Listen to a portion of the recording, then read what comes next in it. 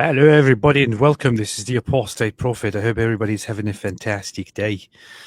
I am certainly having a very good day. What about your whole year, AP?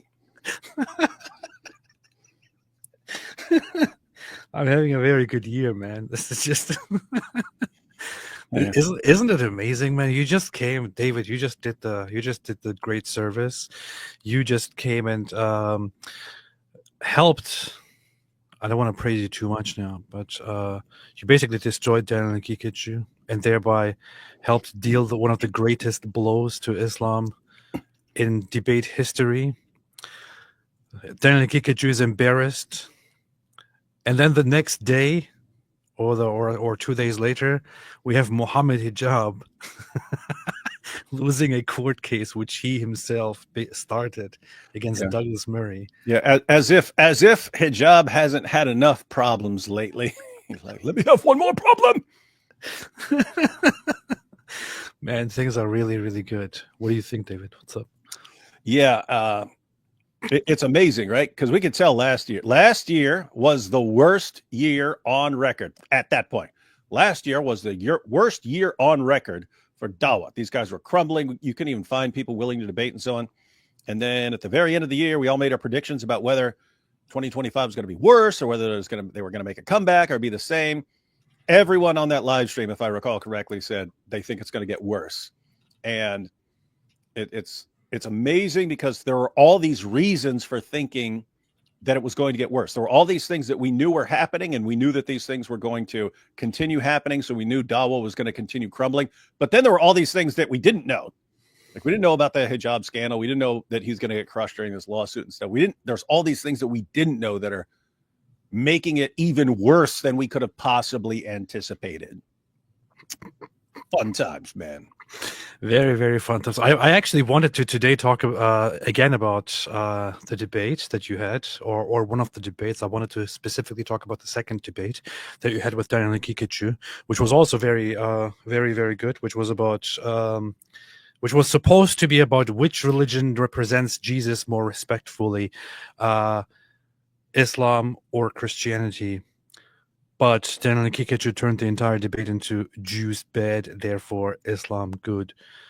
So I wanted to have a look at that debate, but then just the news came in. You gotta cover breaking news. That's why they call it breaking news, man. Breaking news. So the debate already happened. Could cover that anytime. But yeah, we got breaking news right now.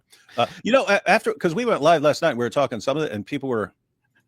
Was that last night when people were asking, like, wait a minute, how can this guy just completely change the topic and should people put up with that and stuff? And I said it's basically, it comes down to the debater. If you're okay with that, and I'm fine with that. If you want to go, completely off topic and just let me make fun of your prophet and then preach the gospel and stuff while you babble, you can do that.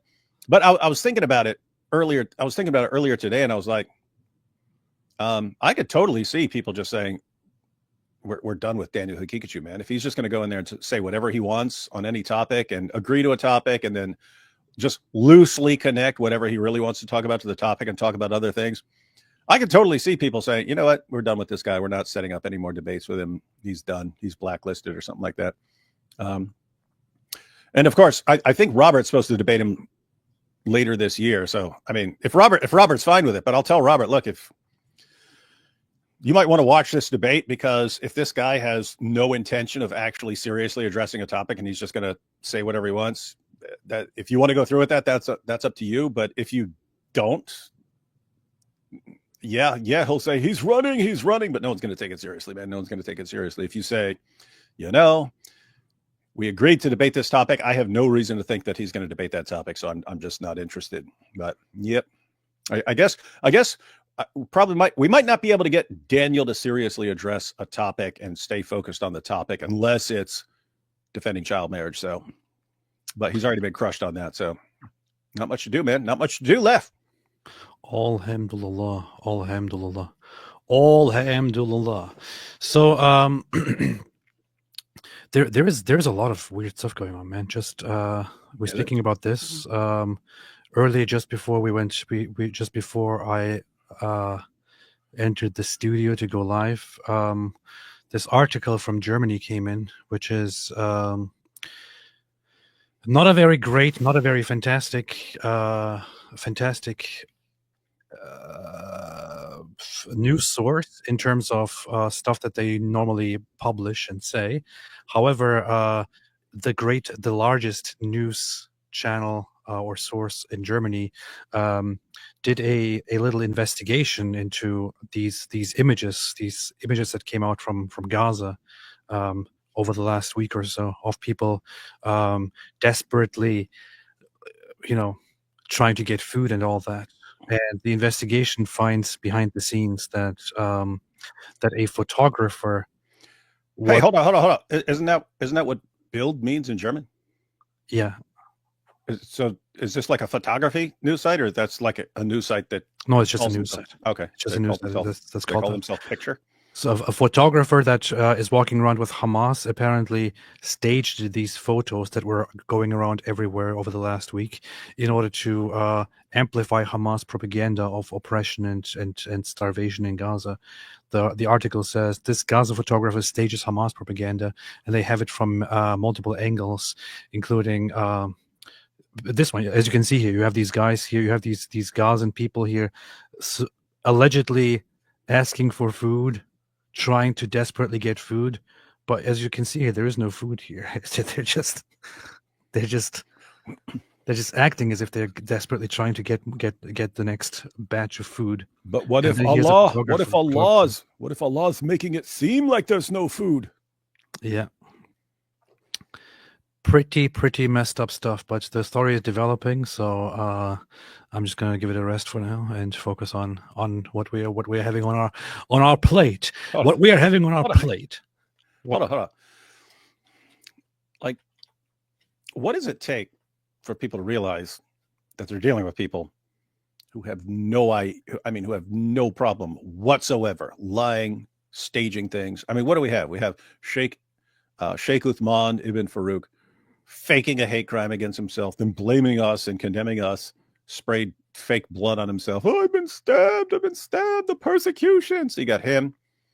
Then you had Lily J just do the same thing. They're conveniently, she's just having lunch and people are conveniently recording from multiple camera angles as someone comes up and throws a drink on her or something like that. No, do I need a bodyguard now? I'm being persecuted.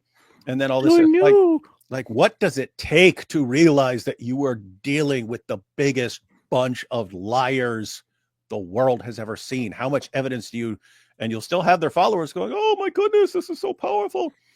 But everyone else can see it, guys. Everyone else can see it.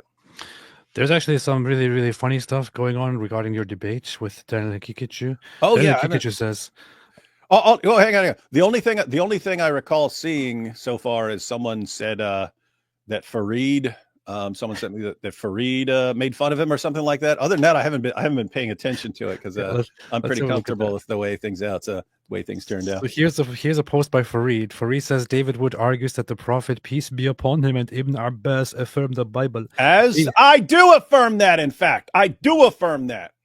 These two videos from my playlist refute both attributions. Muslims should familiarize themselves with responses to avoid getting caught with their pants down during a debate. or on a playground. So what he's saying is that Daniel Kikachu got caught with his pants down in the debate. No one wants Fareed, like being straight up here, man. Because Fareed, straight up. At the end of the day, I like you. I love all you guys in the sense of like Christian love. Doesn't mean I like a lot of you guys. Like I do not like Daniel Hakikachu. I do not like Ali Dawa. I do not like Mohammed Hijab. Fareed, I like you because I don't know, you seem funny sometimes and you're not as nasty as some of the other guys and stuff like that. So let me just say, do not ever, ever, ever put that image in people's minds. And you think about what image you're putting in people's minds when you talk about Daniel Hakikachu getting caught with his pants down. No one ever needs to hear. Human beings think quite frequently in pictures. So if you say, like if I were to say to you right now, don't think about an elephant. As soon as I say elephant, like pretty normally, a picture of an elephant's going to pop in your head. Don't talk about Daniel Hakikachu, the world's leading defender of child marriage and pedophilia. Don't be talking about him getting caught with his pants down. Pretty gross. Pretty gross, buddy. He says, leave it to this Wahhabi deviant to side with David Wood over a fellow Muslim. Fareed, maybe one day you can hit puberty and get the testosterone needed to face someone in a moderated debate, inshallah. I have to say, that's a valid point. I agree here with Daniel Kikachu. Fareed doesn't have the balls to actually debate with people in moderated debates. So that is true. I have to agree. For the first time in my life, I will side with Daniel Kikachu here in something. Everyone, you'll never hear us say this again. Daniel Hakikachu is right about this. Hey, Fareed, and let me go and let me make this easy for you, Fareed. DebateCon coming up. If you want to show how a real Muslim debater should handle this topic and debate, exact same topic, Fareed, I'll be as generous as I possibly can, Fareed. You'll never get an offer like this again. I will tell you, Fareed. Agree to debate me at DebateCon on the exact same topic. I will use the exact same opening statement, except I'll change it to Fareed instead of Daniel. I will use the exact same opening statement so that you can be as prepared as a human being can possibly be prepared. Show us how a real debater would handle this. I don't know how I could be any more generous with a topic. Exact same opening statement. You could be as prepared as a person can possibly be prepared. Open invitation, Fareed. What say you? What sayest thou? Never going to happen. Here is a post by some dude named Skeptic Warrior. They really need to understand what skeptic means. Victims of Hakikachu are holding a group therapy session, mourning in full panic mode, still recovering from the intellectual beatdown. Now, here's the funny thing. This is in reference to our live stream yesterday in which we gathered and even further analyzed how poorly Daniel Hakikachu did. And the thing is, in my mind, and in the minds of many other people, this live stream yesterday, where we responded to the debate, was one of the funniest live streams ever. I laughed so much. Apparently, to this Muslim guy, this is a group therapy session because because Daniel Hakikachu was so good at the debate. These guys really have no self-awareness at all. It's so funny. And Daniel Hakikachu then responds to this and says, "Retarded Avengers assemble." So, upon which I asked him, "You actually think you won the debate?" He then said, "If I were only to judge by how you all are panicking and coping, yeah." Who's panicking? His own fellow Muslims are calling him out. Every live stream so far has been like a victory live stream, like There's a reason everyone went live on it. I was waiting, like, where are the Muslims going through all this stuff and praising Daniel's great arguments and stuff. If there were any, I haven't seen them pop up, but I said fascinating. Please do more of these debates. Millions will benefit from them. And I'm very serious. If Daniel Hakikachu thinks that he won these debates, I encourage him to do more of these debates, to do more and more and more.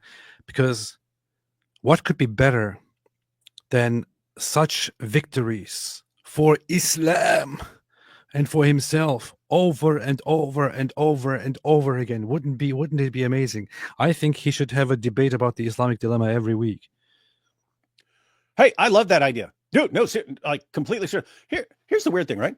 Like we challenge these guys, like you challenged what's his face to defend Islam and debate, is Islam true? And I always challenge these guys to debate whether Muhammad's a prophet. Thing. If they really thought they had a good case for Islam, a good case for the inspiration of the Quran, a good case for Muhammad being a true prophet, shouldn't those be the main topics they want to debate constantly? And if they think they can actually respond to the Islamic dilemma, shouldn't they be willing to debate it over and over again until they just like squash it and just crush it and destroy it? It seems, but the top, and keep in mind, all these debates we have, child marriage, Sharia, all this stuff, if you win a debate, if you actually can prove Muhammad was a true prophet, you've won all the debates. All the debates are secondary to showing that Muhammad is a true prophet. The Quran is the word of God. If you win those, you win them all. They won't go near those. They won't go near those topics. The main topics that they should be willing to defend, if they actually thought they could, they won't touch. And that should tell you something about what they think about their arguments for Muhammad and the Quran. They do not. It's like Yasser Qadi talking about hadith methodology. He says this can't stand up to academic scrutiny. We just have to believe it as Muslims. It seems like that's what they believe about Muhammad and the Quran, these kinds of topics. They can't stand up to scrutiny, but we just have to believe them as Muslims. And that should be sending a message to everyone. These guys do not believe they can seriously defend this. And that should tell us something. Alhamdulillah. Alhamdulillah. But anyway, enough about the pedophile advocate. Let's come to the other pedophile advocate. So, first off, let me actually take a few super chats here. Let me take a few super chats before we start. White Lightning became a YouTube member. Welcome to the club. Welcome and thanks for joining. Always good to see. Hey, here's my hero. Leaf is here. I got stopped on the street as someone mistook me for AP. You poor man. Hope it wasn't a Muslim. Are you a pig pack? Just kidding. I'll keep working on it. By the way, the name rhymes with safe. Okay, Leif. Fine, Leif. Whatever. I don't care. I hate to correct you, but it's Leaf. Yeah, it's Leaf. So Leaf of Havine Eternal.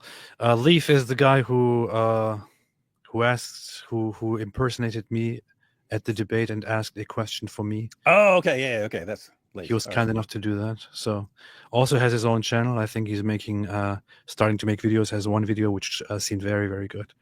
So shout out. Yeah. Matter of fact, I didn't watch it yet because I was doing other stuff and it's been a kind of whirlwind of going here and there. But yeah, someone sent me that video too. So yeah, we'll check that out. And then if it's not good, we will say it's the worst video we've ever seen. Terrible, awful. I sent it to you, man. Oh, never mind. Okay, you're the one who sent it. Holy Joe said, AP and Dawood, I want to amp up my belief to become a Catholic jihadi. Which church? Stop waging jihad on Catholics, man. Don't do it. I would recommend just finding one that will tell you to blow yourself up and then just go with that, I would say. What do you think, David? No, if you want to become a jihadi, yep, that's how you do it. See? Hey, I found Saint so-and-so. He says, just blow yourself up in the name of Jesus. A saint, blow yourself up. Stefan the Pellet, David Wood, what was the source you quoted about the background of Surah 3:7? Momo got schooled by Najran Christians. Oh, hi, AP. Yeah, Daniel, this was shocking. Daniel didn't seem to know any of that stuff. The easiest place that I'm thinking someone would have access to, if you have the study Quran, I encourage people to get to the study Quran because it kind of it summarizes lots of things. But yeah, just go to Surah 3, read the chapter introduction, read the Surah introduction to Surah 3 in the study Quran, and then check out the footnote on Surah 3 verse 7. But you can open Ibn Kathir or something like that on the beginning of Surah 3. It tells you what that's about, right? The entire opening, I'm talking about dozens of verses of Surah 3. It's all a response to Christians. It's a response to the Christians of Najran who showed up and raised all these challenges to Muhammad. And then he had some of them he tried to answer and others he couldn't answer. And this is a very, very important point because One of the things that they challenged, and I mentioned this during the debate, one of the things they challenged him on was why Allah refers to himself as using plural pronouns. And the reason that's important for two reasons is Muslims now, if you bring up, why does Allah call himself we, if he's trying to emphasize his complete unity and so on? Why does he use plural pronouns? They'll say, oh, you idiot, any Arabic speaker would tell you this is the plural of majesty. Really? Well, why were the Christians of Najran confused by this? Like, they didn't think, oh, this is the plural of majesty. No one thought that. No one thought that. And when they went to Muhammad and brought this up, they brought up a bunch of issues, but that's one of the issues they brought up. But when that is brought up, and then, hey, why is Jesus the word of God? Don't you know what that means? These kinds of issues, that's the background for Surah 3, verse 7. And notice the response of Allah, because again, he responds to things he can respond to. Muhammad responds to things he can respond to. The other things, he just says, we don't know. Allah only knows these things. And why is that relevant? Every Muslim today will tell you, it's the plural of majesty. It's the royal we. Why didn't Allah say that? Instead, the response is, only Allah knows this. Okay, well, how do Muslims today know it's the plural of majesty and Muhammad and Allah didn't know it? They don't say that. They just say, you don't know. Only Allah knows. Same thing with Jesus being the word. He doesn't say, oh, here's what it means. It's just only Allah knows these things. So when Muslims today give a response and say, this is why it is, not according to Allah. Allah says you don't know. So if you're saying you do know, you're saying Allah's wrong. This is wild, wild stuff, man. So this is, dude, matter of fact, I should, thank you for bringing that up. And since Daniel requested it, guys, I'm going to make a video. This will be in the next couple of weeks, but I wasn't even thinking about it. But since it's an issue and other people are asking about it, and Daniel wanted the source and he doesn't even know the background of Surah 3, I will make a video about Muhammad's encounter with the Christians of Najran, and we'll go through the sources and stuff like that. Good topic. As a matter of fact, I mean, it's such an important topic for those kinds of reasons. Namely, Muslims today act like they know the answers when Muhammad didn't, his community didn't, and Allah didn't. And Allah says you don't know. You don't know these things. Only Allah understands these things. And so Muslims are claiming to have answers today that Allah himself and Muhammad himself did not have. So that would be a good video topic, since even Dawa guys are apparently ignorant of this mess. Very, very funny. And he did the whole Mubahala thing with him, didn't he? Yep. And then him and his entire bloodline died. Well, not he had a couple. He had some descendants and so on, but him and everyone else around him died. You see, that's the proof. Lair Gill says, AP, we'll see you this weekend in London, God willing. Wonderful. I will be in London this weekend. What's your address? Give us your address then. Tell us where you'll be. Saturday, I am supposed to on Saturday, I'm supposed to join a panel with a bunch of other people organized by Maya Artusi in London. So anyone who got in touch with and who got tickets or who signed up for the event, I will see you guys there. We'll be happy to meet everyone. Still hoping to hear from you about Mission Imam Possible for the UK. Resend email. We'll check it out. I will check it out. Ida goes, and hello, missed you, both of you. It's always good to see you here, Ida. Hope you're doing well. And also made a super sticker. And I wanted to get to Eli. Eli said, love you both. Thank you, Eli. Hey, Eli was at the conference. Yeah, for the first time. Finally, I have seen him in person. And I have to say, it was very heartwarming. So, which David wouldn't understand because he's a psychopath. But for me personally, it was very heartwarming. Sorry, David. He came up to me. So Eli was at the conference at the church in Ohio. And what he did is he comes up to me and is holding a paper with that he just got with a bunch of, gospel verses and stuff like that on it. And he just wrote at the bottom of it, love you, AP. So he brings the paper to me and says, hey, look at this. Who am I? And I'm like, what? I don't get it. And he's like, look at it again. Who am I?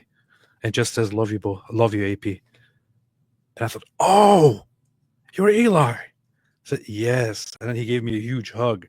It was very nice to meet you. So it was a great honor. And I was very happy to meet you, Eli. Very, very good. I was also very happy to meet lots of other people. It's always fantastic to get together with all these people with whom we interact online, and then they tell me who they are, and we actually sit down and talk to each other. It's very, very, very, very nice. So it was great to meet you, and I hope to see you again in the future.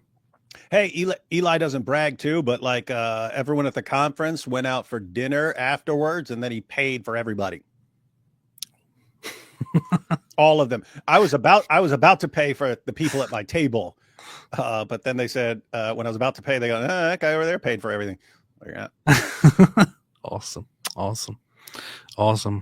He also said, come down with your family and I will host you and all that. So yeah, inshallah. Yeah, he's a big giant house on a lake.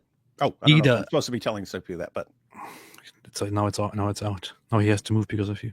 Ida says, take drink every time David says debate. Do it. You will die. You will die before the end of this opening bit of the live stream. Drake Nistrom, crazy that the leading defender of child marriage is accusing people of mental problems. That is the funny thing. That is very, very funny. It's very interesting. In the past, I was trying to push Daniel Kikechu to have debates with me on things. This time, I actually had several offers. I'm not sure if he knows about them, but so James offered something, and others offered something that I would have an exchange or a conversation or a debate with Daniel Kikechu.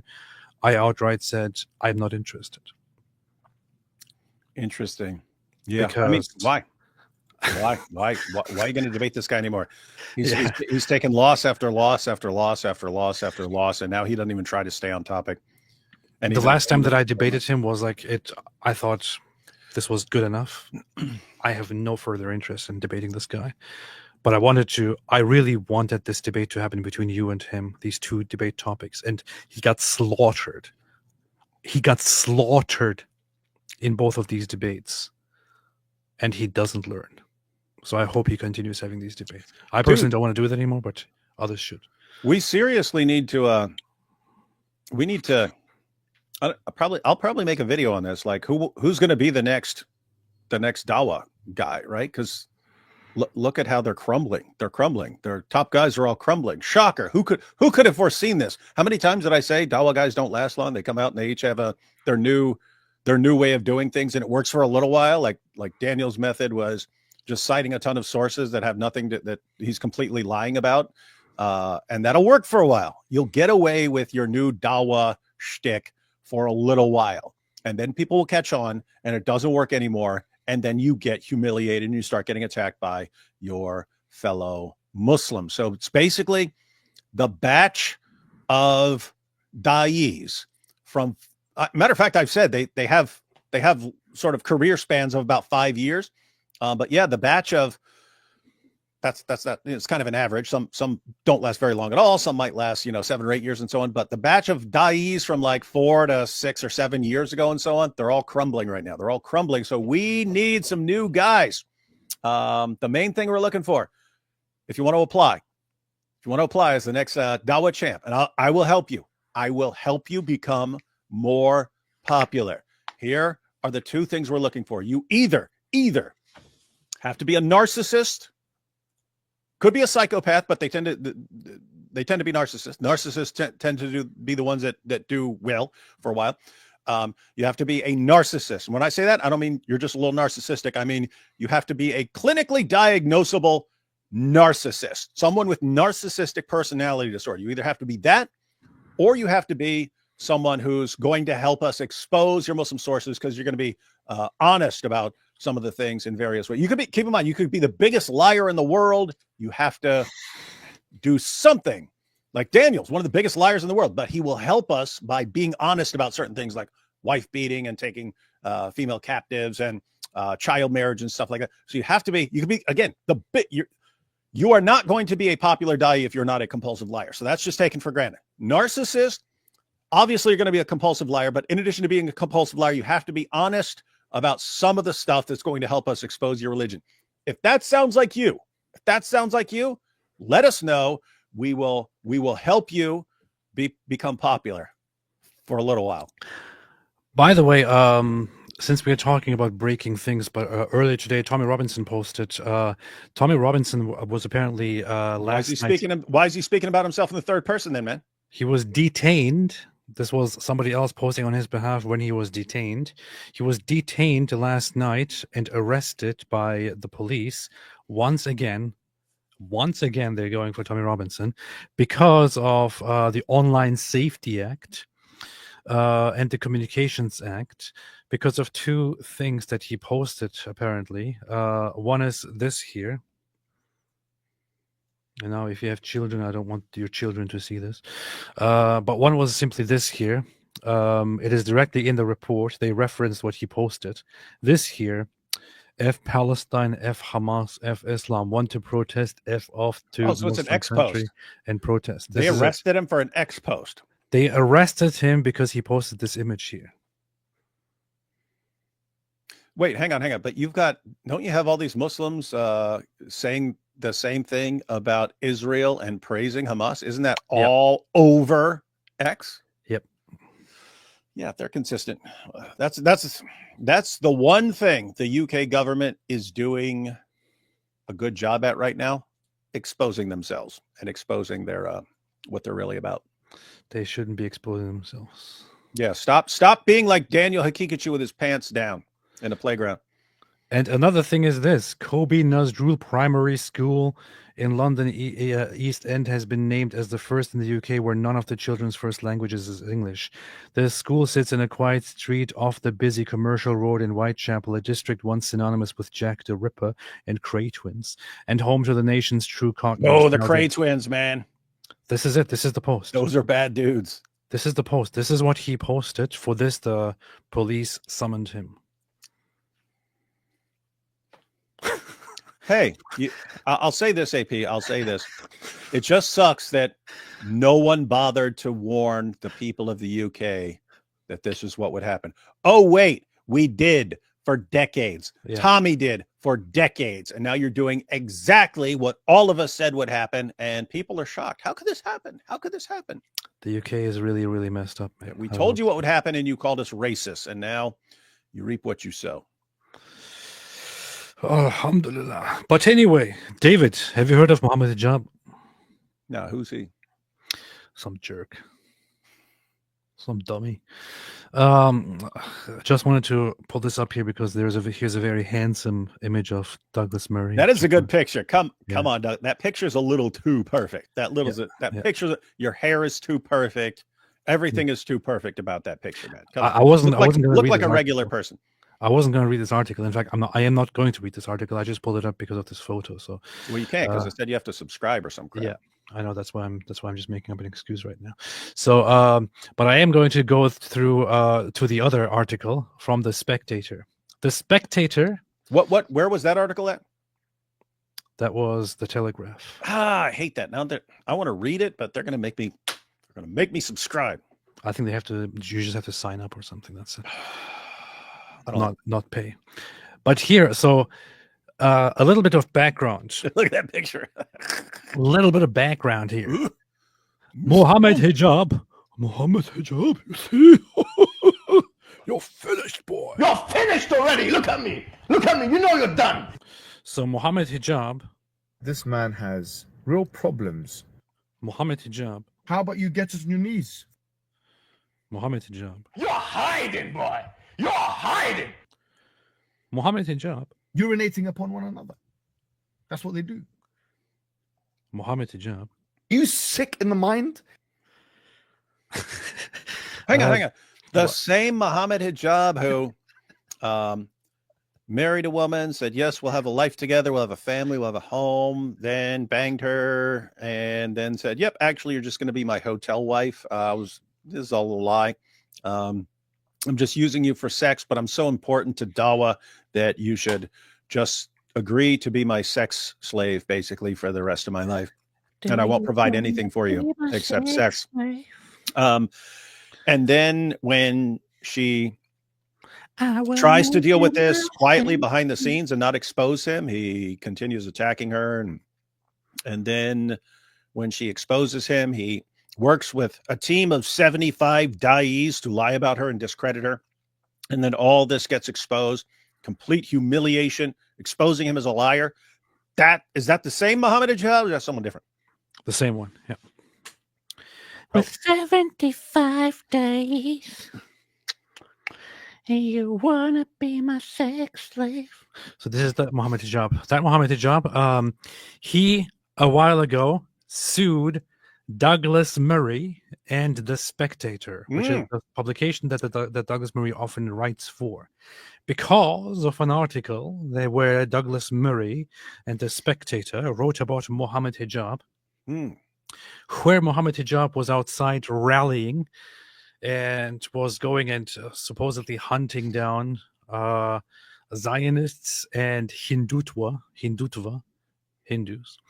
And they wrote about how he was an extremist, or in fact, let's see. The article is linked right here. Leicester, the downside with diversity. Hey, anyone know how that's actually pronounced? Because that would look like Leicester or Leicester, but they have all these weird pronunciations. Like that might be, I don't know if that's Leicester or Leicester. Okay. It's probably Leicester, and you're Leicester. Like, there's too many letters for Leicester. That to be Leicester. Leicester. That's it. It's Leicester. I knew it. They always have these stupid pronunciations where it doesn't match up. It's not as bad as French, but still pretty terrible. You're English. Speak English, guys. Anyway, sorry about that. That's kind of fun. It's kind of funny when Mo goes to Leicester. It's Mo Leicester. That would be funny if that was like someone named Lester there. Someone named Lester converts to Islam and then names his kid Mohammed. My name is Mohammed Lester. Mo Lester for short. I'm the next champion of Dawah. Guess what I'm going to defend? It's getting too easy, man. We need to find something else to do because they're making it too easy. So, molester and the downside with diversity. Sadly, the most common response is simply to shrug and hope for the best. This is an article written in 2022 in which they were, I have to subscribe to read this.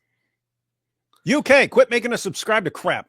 In which they were in which he wrote about the struggles, the problems between Muslims and Hindus in London, and also largely covered, here you can see it, soon charming people like Mohammed Hijab, who rotates between presenting something, it goes here. So he wrote about Mohammed Hijab, about how Mohammed Hijab was an agitator, a street agitator who riled people up against the Hindus and so on.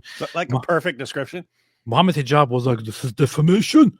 This is defamation. I'm going to sue Douglas Murray. It's defamation in it.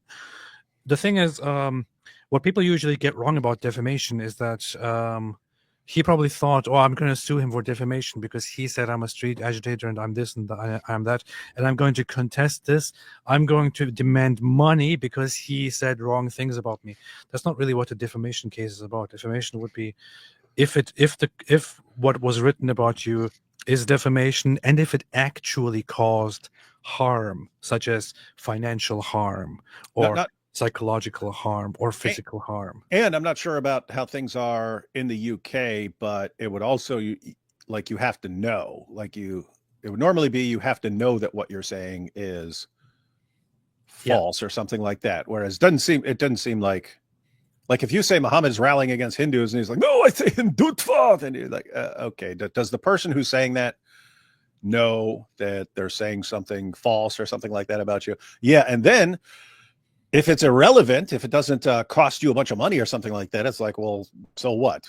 People said something that's not true. People say things that aren't true about other people all the time. What are you doing in court?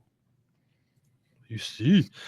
And so he did decide to sue Douglas Murray, and then apparently wanted to find an excuse over what to sue and what to tell the court. So he did apparently decide to then claim that this article, which was allegedly defamation, actually caused him harm. Then he has to prove what harm exactly it caused. Mm-hmm. And he went there and actually started making claims about how it was very harmful. I lost money and this and this and that. Do you have any idea how many motor wives I couldn't pay for because of this? People actually got in touch with me a while ago, I think last year or so, to, if possible, if I have any input in this, to share a few things. But I shared one or two things. That's it. But it seemed to be very, very obvious that he's going to lose this case because he actually thought he has a case. This idiot Mohammed Hijab actually thought he has a case. Here's something that's also important. And hats off to Douglas Murray and The Spectator. There is a tendency if someone brings a lawsuit to just pay them off and say you were wrong or something like that, right? Like you could pay someone some money that's less than the amount you will spend on the trial. Like, okay, we could win this trial, but we're going to spend piles of money fighting this in court. So it's easier to say, okay, here's $5,000, and we'll issue a thing saying we were wrong about this. But they know these guys would be parading it through the streets. You see, Mohammed Hijab destroyed them in court and forced them to apologize. So awesome that they actually decided to fight this and stand their ground. Yeah, and they won. And he's the one who's humiliated now. Some battles you just got to fight, even if it costs a big old pile of money. You got to fight it. Inspiring Philosophy says the judge was so Islamophobic to hand down this verdict. Hey, if you want to join, by the way, let me know. IP, if you want to join, if you want to hop on, let me know. But the thing is, so the verdict is, as you can already see, that Mohammed Hijab, that there is no defamation. The judge dismissed it as nonsensical, but the judge also said some hilarious things, as we can, as it has been pointed out, such as one of the highlights here is, and this is going to be a big surprise. It's going to be a big surprise to lots of people, but the judge and the court actually said that Mohammed Hijab lied on multiple occasions in court. What? Hijab?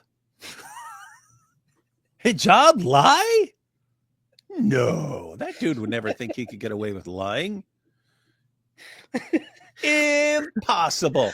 I've said this many times before, and we've talked about it before, but it's the same thing with Andrew Tate. Eventually when he has his day in court and so on, that dude has lied so much. But we said it's your followers are programming you to believe you can get away with these things. Why? Because you always get away with them. You can make up anything you want, and they just go, "Oh, this is so powerful," right? Hijab has the same thing. No matter what he says, he can make up anything, no matter how ridiculous. His followers will just mindlessly agree with him. Okay, so you understand your relationship between you and your followers like that, but you think, oh, I'm just really, really believable when I lie. And you don't realize if you're actually in a courtroom with lawyers and a judge who are extremely intelligent, they're not going to fall for your nonsense. They're just going to get exposed as an obvious liar, which sounds like exactly what happened here. So you can see it pointed out here. The Spectator and Douglas Murray have today won a defamation claim brought by Mohammed Hijab. Lots of people might not know, but this is actually how Mohammed Hijab's name is officially spelled. His name is Mohammed Nabil Hijab, or just Mohammed Hijab. It's because it is still hijab, but this is usually how Egyptians spell it, or it's a common thing of in Egyptian Arabic dialect to use the G instead. Mohammed Hijab. So Mohammed Hijab, who lied on significant issues in court and gave evidence that overall is worthless. I looked through the court documents. I looked through some of what is said here. For example, I will occasionally bring it up, but here you have it. Here is the case. The link is, by the way, found directly in the article itself. But here you can see Mohammed Hijab versus the Spectator, and Douglas Murray as the second defendant. The claimant is highly educated.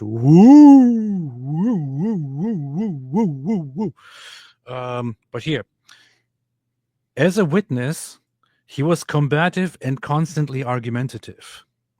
Keep in mind, this paragraph, this document is from the perspective of the judge and the court. Hold up. Go back to the part about him being highly educated and so on, has degrees and so on, because I'm wondering what that's about. Part of the reason for saying he's highly educated and a debater and so on would be, if he's lying, there can't be an excuse if he's just dumb or doesn't know what he's doing, or he didn't know any better, or he didn't know he was lying, or he's got mental problems or something like that. And saying, hey, this guy's he's a debater. He engages in debates. He's a public speaker, highly educated, and so on. Therefore, when he's lying in court, he knows exactly what he's doing, and we're not going to have any mercy on him for this. The claimant is highly educated. He has degrees in Islamic studies, politics, and history and theology. He is completing a doctorate in philosophy of religion. He has undergone 11 years of Islamic training. He has memorized the Quran. He is fluent in classical Arabic and in Egyptian dialectical. He has published widely. He has multiple successful social media channels, most prominently YouTube, on which he has hundreds of thousands of followers. And his material, it's over 1 million. Over 1 million. Get it right. Why are you trying to downgrade me? I will sue you for this. I will sue you. The judge is Dare you, Piers Morgan, not introduce me as an academic? And his material has been viewed tens of millions of times. He has monetized his output to secure an income. He is an accomplished public speaker and debater. He is tall and has an imposing physical presence. So far, this sounds like me. Now, this is, once again, keep in mind, this is from the perspective of the judge. This is the judge's final judgment here. As a witness, he was combative and constantly argumentative. I have to point out one thing, man. If you are going to court, don't you want to be on your best behavior? Because you can't bully Seriously. the judge. We know this is how Mohammed Hijab is, but you can't bully and command the judge. The judge is not going to give a toss about your tough guy attitude. Yeah, You want to be on just your how best he's been behavior. trained to interact with people. He thinks that's always going to be successful. He sought at every turn to debate with counsel, responding to questions with rhetorical questions of his own. That sounds exactly like him. Yeah. You're not supposed to do that. That's not what this is for. But I guess he thinks, oh, this is a debate. I will humiliate you. I will humiliate the prosecution. And he probably thought that. It's like, oh, I'm a champion. I'm the champ. I'm the champ. I will just humiliate these guys all on the stand. Little side note. Probably Jewish lawyers. I humiliate them. Yeah, hijab. For future reference, when you're in court, because you apparently don't know this, you should have done the same thing you did with your mutter wife. When she was like, "Wait a minute, you seem kind of you seem kind of." He was like, "No, that's just an act. That's just an act. I'm not really like that. That's just for show." And so that's what you should have been like. You should have gone into court and been a super humble, nice guy. And yeah, I kind of act like that for videos because that's just what impresses the idiots who follow me. But I'm not really like that. I'm a super nice, respectful man. And these guys are hurting me. That's what you should have done. Yeah, Hijab tried to use dawah tactics in court. Everything, the lies, the chest thumping, all of that. Yeah, he took everything he's learned, works in dawah, and thought, this is how stupid he is. Everything that works in dawah will work in a UK court. Wow, What look at this. idiot, Look at this man. idiot. Look at this dumb, imbecile idiot. Arguing his case rather than giving straightforward responses and denigrating the character of the second defendant, which is Douglas Murray, to whom he bears palpable personal animosity. I didn't expect this. Honestly, I'm a little bit And surprised. he's because gay. I know that Mohammed Hijab is a complete idiot and scumbag and all that, but he actually did this in court. In court, he actually spent time attacking Douglas Murray personally. Are you? How dumb can you be, man? Really dumb, apparently. I am satisfied that he lied. This is the court. This is the judge. Ladies and gentlemen, this is the judge speaking here. I am satisfied that he lied on significant issues, with the consequence that his evidence overall is worthless. Hold on. Could we apply the same thing to his entire dawah career? Could we, after seeing everything Mohammed Hijab has claimed about Islam over the years, could we say, I am satisfied that he lied on significant issues, with the consequence that his evidence overall is worthless? Sounds exactly, if you ask me to summarize Mohammed Hijab's entire dawah career, it would be that exactly.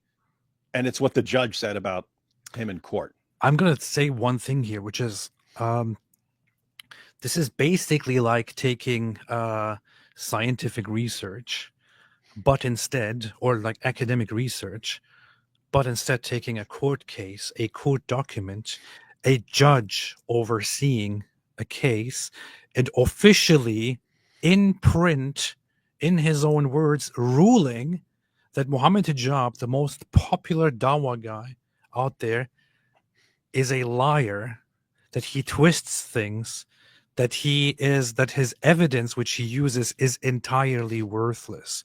This is a judge ruling this. I'm telling you, ladies and gentlemen, everybody watching right now, everybody paying attention to this, this should be used for all those who like to use everything that you can gather from these online discussions and debates. This should be used. A judge in the UK, not even in a case that somebody opened against him, but rather in a case that he himself initiated because he sued The Spectator and Douglas Murray, the judge overseeing this case officially ruled that Mohammed Hijab is a liar. Hey, as a YouTuber, for anyone who wants to make a video about this, this is very simple. UK court confirms Mohammed Hijab is a liar. And just quote this paragraph right here. UK court confirms Mohammed Hijab is a liar. Short video, read that paragraph, and anytime someone brings up Mohammed Hijab, ever, share the link to your short video. Pretty easy. UK judge rules that the most popular Muslim apologist is a liar. There you go. Hey, look at this, David. Mike Winger, king of the Islamic dilemma, here says, "Hey, David." Great. It's funny that people make these silly little accounts because it kind of reminds me of what was that guy yesterday who came on, and then he got Orthodox Muslim, but he's like he's using his pictures like this. But anyway, then he got renamed from the Orthodox Muslim to the Orthodox Muslim. Yeah, so they're doing the same thing with Mike Winger. Yeah, I'm satisfied that he lied on significant issues with the consequences that his evidence overall is worthless. Specifically, I am satisfied that he lied in respect of the event at Golders Green, which is, I think, the anti-Hindu thing, the counter-protest at the Rally for Israel, the seminar on Hinduism at the Sapiens Institute, his repudiation of vigilantism, his evidence as to the involvement of the Hindutva, his evidence about his choice of language in his speech, and his evidence in support of his claim for financial losses. I address each in turn. In other words, he's saying he lied about everything. The judge is saying that he lied. Not on one thing. Not on one thing. Lied about event 1, about this event, about the third event, about 4, about 5, about 6, about 7. Mohammed Hijab lied about everything. That's what the judge Wait a minute. If the judge is saying, hey, everything this guy said in court is a lie, what should we think when he's arguing for Islam, guys? The judge just said everything this guy says is a lie. Wow. Which one was the event at Golders Green again? I don't think I entirely remember. Don't know. Golders Green, Golders Green. Let's see. Let's go to the article. The judge found that as a witness, he was combative. Blah, blah, blah, blah. He made an untenable denial of vigilantism over his actions in Leicester. He made claims that were not credible when he said he was unaware of having given speech in front of a van displaying images of the Holocaust on another occasion in Golders Green. Is Golders Green the Jewish neighborhood? Why are you asking me, man? I'm not asking you. I'm thinking. Am I a scholar of Golders Green? Yes. Golders Green, is that the Jewish place? Yes, it is. Golders Green is the place with a prominent Jewish community and a great synagogue. That is where he went. That is one of those clips where he goes and calls for Zionists protesting for Palestine. Where he goes and is like, oh, where are the Zionists? Where are the Zionists? And then somebody else says, oh, the Jews. So that's the place where they went to specifically harass Jews. Where's the place where he's like saying he's going to kill their dogs or something like that? Might be part of that event. I think it was part of that event. He also described the Jewish people he encountered in Golder's Green as Zionists without any objective basis. Okay, so let's continue. Golder's Green. The video shows that the claimant was using the van as a prop. When this was put to him, he denied it. How could I use it? It's not mine. It's not my van. It's nothing to do with me. I can't use something as a prop unless it belongs to me. I didn't even know where the van came from. I had no idea I was there. I had no idea where I was. Later, he said, in respect of the images displayed on the van, I don't know anything about what is going on the van. The denial he was using the van as a prop and his assertion that the van had nothing to do with him was untrue. The claimant was indeed using the van as a prop to provoke passerby and to elicit a reaction.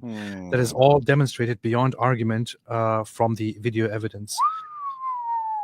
So he's sitting there and what? Oh, no, it's coincidence. I'm standing in front of this van, just like you're sitting here. Look at Hijab sitting here. I don't know what the video is, but he's probably like, look at this. And then he's in court and what? I had nothing to do with that. What an idiot. What an idiot, man. Grade A idiot. Muslims, you're doing this to yourselves, man. You're picking the absolute worst people to be the representatives of your religion and the history going back to Muhammad. But this is the result. It does not last. This will happen to you over and over and over again. Dude, are you freaking kidding me? I was trying to remember the footage. Here's the footage, man. Here's just a screenshot of it. This is the van in question. This is Mohammed Hijab. Mohammed Hijab went to court and actually claimed... Oh, my goodness. I didn't know there was that. He actually claimed that he was unaware of the van and that the van had nothing to do with him. Yeah, I conveniently stood here in front of this spot about didn't you learn from the Holocaust what's going to happen to you here? And I just, oopsie, I didn't know anything about that. What? I have no recollection of that moment. Imagine that. Mohammed Hijab actually went to a Jewish neighborhood or a Jewish community with a van on which there were images of the Holocaust, then started talking in front of it, recorded it, put it out there.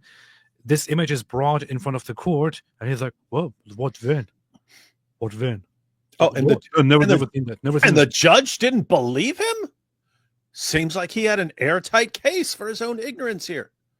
I've never seen that van. What? Wait, there was a van behind me? Whoa, I had no idea. What? I didn't even look behind me. How would I know what's behind me? That's what Muhammad said after the night of Al-Zut. I don't know what's behind me. I have no idea what's behind me. This is their hero. This is the hero of Dawah. This is the hero of Dawah. Can everyone see how ridiculous this is? Like, what? The van? No, I have nothing to do with that. No, I have no idea. Coco Loco said exactly what I was thinking. This is Dawah's tactical genius. Yes, dude's a tactical genius. Tactical genius. Let me see. Tactical genius Mohammed Hijab. That's his name. Let me see. I'm trying to find some other things. Look at this. Apparently, he had nothing to do with this. No, nothing at all. So look, that's earlier in the day because the other one's at night, right? So that's him staring at it. That's him right beside the van. That's him. And then he, much later, hours later, it's dark. He's speaking in front of the thing when it's lit up. And then he goes into court. What? I have nothing to do with that. What? I had no idea what was behind me. How could I know? That van? No, never seen that before. What, the van? I don't even know what a van is. Jewish brothers and sisters in humanity, those who are Zionists or those who are not, and just to ask how they feel about what's going on the ground. They're making their little remark. There's the van again. He's right in front of it. Maybe he doesn't actually look at it, you know, because he's looking. Is that Smiles to Jenna? Yeah. Wait, that's the guy who. That's the grapist. That's the guy who grapes Ali Dawah in the mouth. Yeah. Hey, Smiles to Jenna, stop graping Ali Dawah in the mouth, even if he asks for it. This is not just something that David is saying. He actually does grape Ali Dawah in the mouth. He grapes him right in the mouth. Yeah. Or they're giving their facial expression in disgust, and then they're moving on. What are you disgusted about? What are you disgusted about?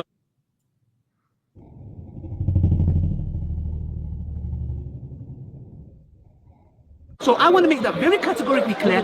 Anyone that resorts to violence against anybody, you're a weak individual.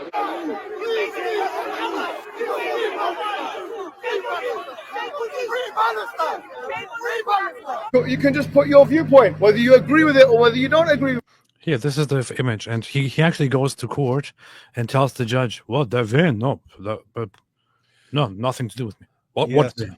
What Yeah, van? so you got his Dawa fans who What automatically believe any. Matter of fact, by the way, you could show this to his fans. You could show all these clips to his fans What and van? say, and then after all of that, say, Mohammed Hijab says he has no idea what that van is, doesn't know what a van is, doesn't know what's van? behind him. You can show all that to him and say, do you believe him? And they'll go, yes, we believe him. Alhamdulillah, he speaks the truth. He's got the hikmah.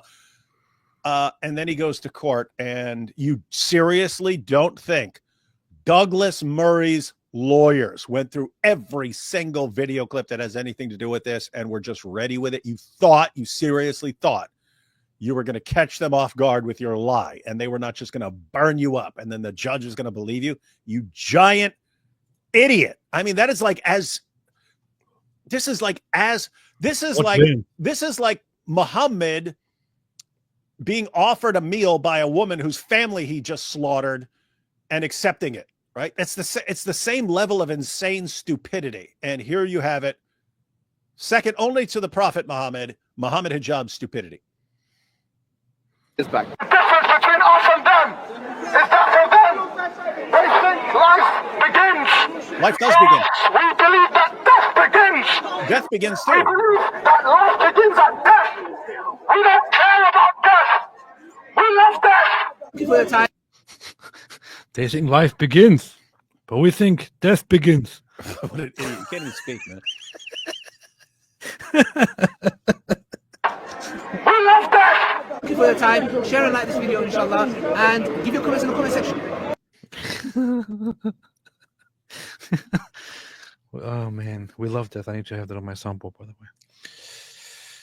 Let me save this here. All right. So apparently he was. By the way, completely hang on. I just wanted to point out, Yeah. like you're pointing out the pictures and stuff there. I guarantee you, all this stuff was played in court. We believe death begins. Death begins. Like you're in a room full of like lawyers and a judge, and every stupid, deranged thing you've ever said is put in front of them, and you chose to do it. You're the one who wanted to be there in court, right? This wasn't someone suing him and he has no choice. It's him bringing out the lawsuit where he's going to have to go into court, and all this stuff is going to be paraded in front of people, and he thinks he's going to get away. What an idiot, man. I can already imagine what he said whenever they played something of him, like him saying, "We love this." What he said is, that's where you're going, wasn't it? Yes, It wasn't me. That's what I was going to say. I guess great minds think alike. Oh, they do indeed.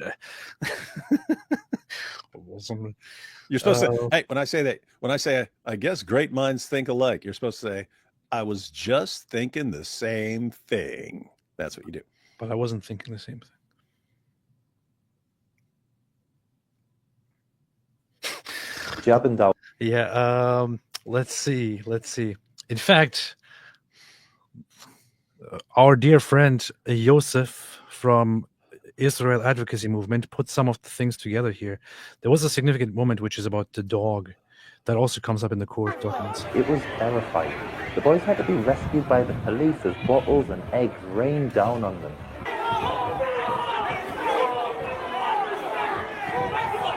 Mohammed Hijab then threatened a police officer that he'd kill the boy's dog if he saw it again. However, when those Zionists came in with their dogs, that was an act of provocation. So what we're saying now, and I'm making it very clear so everyone understands, if those dogs come close to us again, we will see it as an act of aggression, and we will kill those dogs. We will put them down. Hijab and Dawa. How are you going to kill the dog, man? You're going to stomp it to death? Or you're just going to sit on it? What are you going to do, Hijab? How are you going to kill the dog? This is just what really pisses me off about the UK. Here is this guy saying, if those dogs come near us, we will see this as an act of aggression, and we will kill those dogs. He doesn't have the right to do that. This is illegal. You can't just say, oh, they came near us, so we killed them. Yeah, because why couldn't you say that about a person? If those Zionists come near us, we will kill them. Like, why can't you do that? And the police didn't actually do anything about this when he made this statement? Yeah, but... so they don't do anything to him, but if Tommy Robinson posts he has a problem with Islam or something like that, they arrest him. Yeah. This is your country, UK. Well. What? idiot. This is like beyond. Like if you were to say, like, everything we know about hijab, we know how dumb this guy is, right? I mean, we've seen it over and over and over. Tactically speaking, he is a tactical moron. But if you said he's going to go into court and say, what the van? I don't know. You would think, no, come on, he's not that stupid. He couldn't. We know he's dumb, but not that dumb, right? Wrong. This is Moreover, the claimant's evidence that he attended in good faith to engage in a debate with the Zionists is not credible. His conduct was grossly offensive and disingenuous. It was designed to cause an adverse reaction and to elicit material for his social media channels. The people who he engaged in conversation appeared from the clothing they were wearing on what was the Sabbath to be Jewish, but the claimant was in no position to know their political views or their attitude towards the conduct of Israel's military activities in Gaza. He sought to portray their disinclination to speak to him discreditably. It was nothing of the sort. It was an entirely understandable reaction from individuals who were going about their daily business, in some cases with their children, who, contrary to the apparent attitude of the claimant, were under no obligation to engage with him.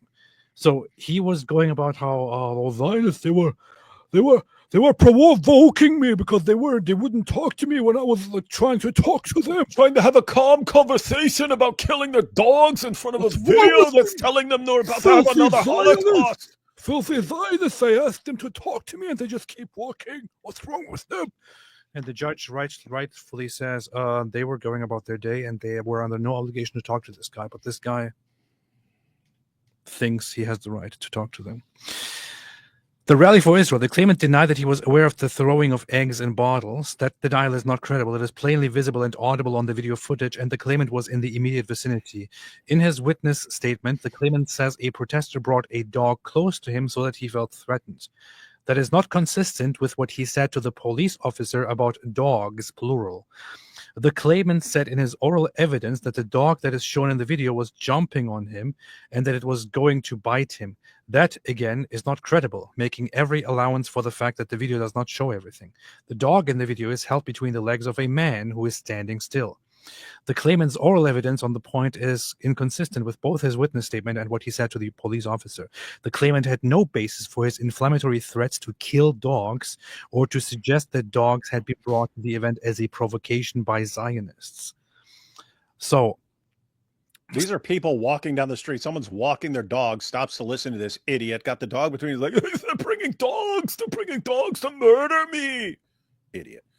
This sounds exactly like Mohammed Hijab. Yep. The only apparent purpose of the claimant doing so was to raise the temperature in what was a volatile confrontation where violence had already erupted. He then further raised the temperature by speaking about vengeance and life beginning at death. Life beginning at death. Kind of. At first he just said life begins. So he's kind of right. Life begins. He denies that he was encouraging violence and claims that the suggestion that he was doing so amounts to a failure to understand the English language. He did his language thing. You don't know English. You don't know English. He always does that. He actually accuses the court of not understanding English. Imagine being such. This is. It's very. You're going to accuse Douglas Murray. It's very clear that this guy has English speakers ever. He very clearly has a narcissistic personality disorder. Oh, obviously. I don't see any other explanation for this. That this guy actually sits there, and he's not completely stupid. He's not a complete imbecile. He can think, he can reason. But this guy actually sits in court and actually accuses the court of not understanding English.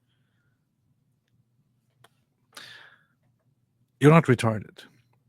You're just uncontrollably narcissistic. That is a good assessment. But you can call him retarded. Yes. Anyway. And that his speech clearly has eschatological and theological implications. Yeah.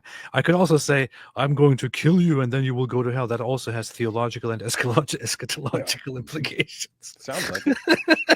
No, you don't understand English, AP, because you're Turkish, you dumb imbecile. Stop being such a pusillanimous. You remember that he used it as a noun because he's an idiot. Yes. Oh my goodness. Despite his protestations, the claimant was not genuinely speaking to explore matters of theology and eschatology with the group of masked men that he was addressing. God, this is just amazing, man. The video is plain. He was deliberately acting irresponsibly, raising the temperature of a volatile and potentially dangerous situation with provocative and inflammatory language. Man. It's amazing, isn't it? It is absolutely amazing. Let's see, where else? 50. Sapiens Institute. The claimant's key points in this case is that his speech concerned the Hindutva, not Hindus, and that nothing he said. I wonder if there's a link to this actually in here anywhere. If there's anything that references where we can view this kind of stuff. Sapiens. Let's see. They probably have transcripts of everything. Sapiens. I am satisfied. No, that's it. Oh no. Okay, it goes further to the beginning. Sapiens.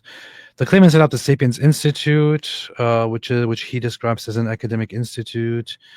On 26 April 2022, he uploaded a video of a seminar at the Sapiens Institute concerning Hinduism, which he chaired. I guess we can go to the original article to see what exactly that is about. Hey, why hasn't Hijab posted about this lawsuit? It's not here, but might be somewhere else. I don't know. Hindutva. Anyway, so apparently in that video he was making fun of reincarnation and things like that. Was also talking about talking in inflammatory ways about Hindutva. So the claimant's key point in this case is that his speech concerned the Hindutva, not Hindus, and that nothing he said demonstrates an intention to ridicule Hinduism or Hindus. Any evidence of the claimant ridiculing a central tenet of Hinduism would be damaging to his case. The claimant maintains that at the Sapiens Institute event, he was discussing Hinduism to seek to learn more about the faith as a humble learner. Humble learner? That's...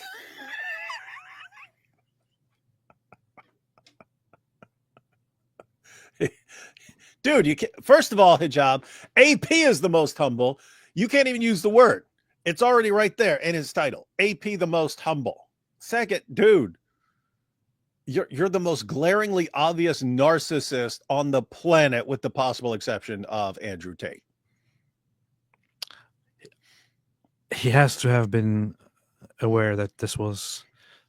I'm pretty sure that he was being sarcastic in court. Well, I was just learning. I was just trying to learn about Hinduism as a humble learner. He was like trying to mock the court, maybe trying to mock the judge. Me so humble. Me so humble. Me so humble. I mean, everybody knows if he said this in front of Muslims would start laughing. Yeah, you know, I'm a humble man. It is uncomfortable to watch parts of this video. Wait, this is the judge. It's the judge saying it's uncomfortable to watch this video. That's how bad it is. Those engaging with the claimant appear to be doing so earnestly and openly to assist him to understand tenets of Hinduism. For his part, there are times when the claimant barely seeks to hide his contempt for what they are saying. He openly smirks. He asks questions that might be expected of an immature school child. Well, yes, he's school child because he's being humble. In a religious studies lesson, but which are completely inconsistent with a serious discussion. This is the judge speaking. I remind everyone. He openly smirks. He asks questions that might be expected of an immature school child in a religious studies lesson. This is the judge saying this. But which are completely inconsistent with a serious discussion in a postgraduate academic theological seminar. On a Hindu deity, is she the one with the blue skin? Is she the one with 4 arms? What does an animal have to do to get promotion? What would you choose to be, a bear or a gorilla? I would rather be a bear, because if a bear and a gorilla had a fight, the bear would win. I reject the claimant's account that these were genuine inquiries. These are genuinely inquiries. I was wondering, would you rather be a bear No, or a gorilla? It was part of the education. I was wondering if it would be more beneficial to be a bear. A female bear? Or a gorilla. I'd rather be a female bear, so I know what it's like.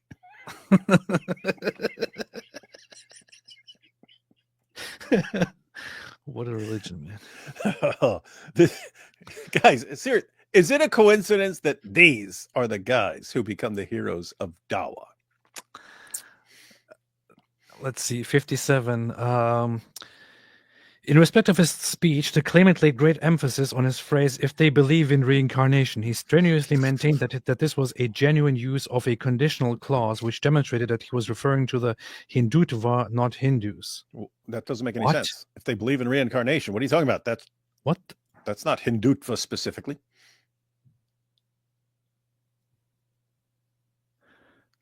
Okay. This is so bizarre, man. Even the claimant in his evidence stopped short of contending that all of those who were on the street in the opposition to the Muslim men were the Hindutva. The fact is that the claimant was in no position to make a reliable assessment of the political or ideological views of each of the individual men who were involved in the disturbances. He may have believed, based on the incomplete and partial information he was accessing, that some of these involved in the disturbances were sympathetic to what he describes as the Hindutva ideology. But I do not accept that he genuinely believed that those involved could reasonably be described in block as the Hindutva. He denounced the opposing faction of Hindu men as the Hindutva for his own rhetorical and propaganda purposes, just as he described the Jewish people he encountered in Golders Green as Zionists.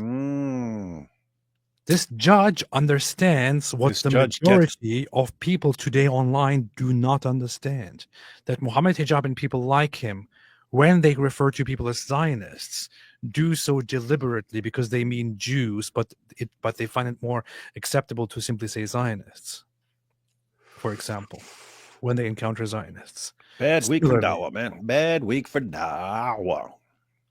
Similarly, he refers to the Hindus that he encounters, but refers to them simply as Hindutva to mask his hate. The judge actually gets it. Smart judge. This judge seems to understand everything that's going on. Yep. He knows what's up. This judge rocks. I agree. In respect of his speech, the claimant laid great emphasis on his phrase, if they believe in reincarnation. He strenuously maintained that this was a genuine use of a conditional clause which demonstrated that he was referring to the Hindutva, not Hindus. Now, I wanted to read this to try to understand further, and it gets even dumber now. This doesn't make any sense. His reasoning was this: all Hindus believe in reincarnation. It would therefore be redundant to ask if a group of Hindu men believed in reincarnation. Thus, the use of the word if shows he was not referencing Hindus. But I said if they believe in Guys, keep in mind, he's using the exact same argument tactic that would work 100% of the time with his idiot followers. If he's, well, the conditional blah, and they would just not understand anything, and they would go, oh, he sounds like he knows what he's talking about. He must be speaking the truth.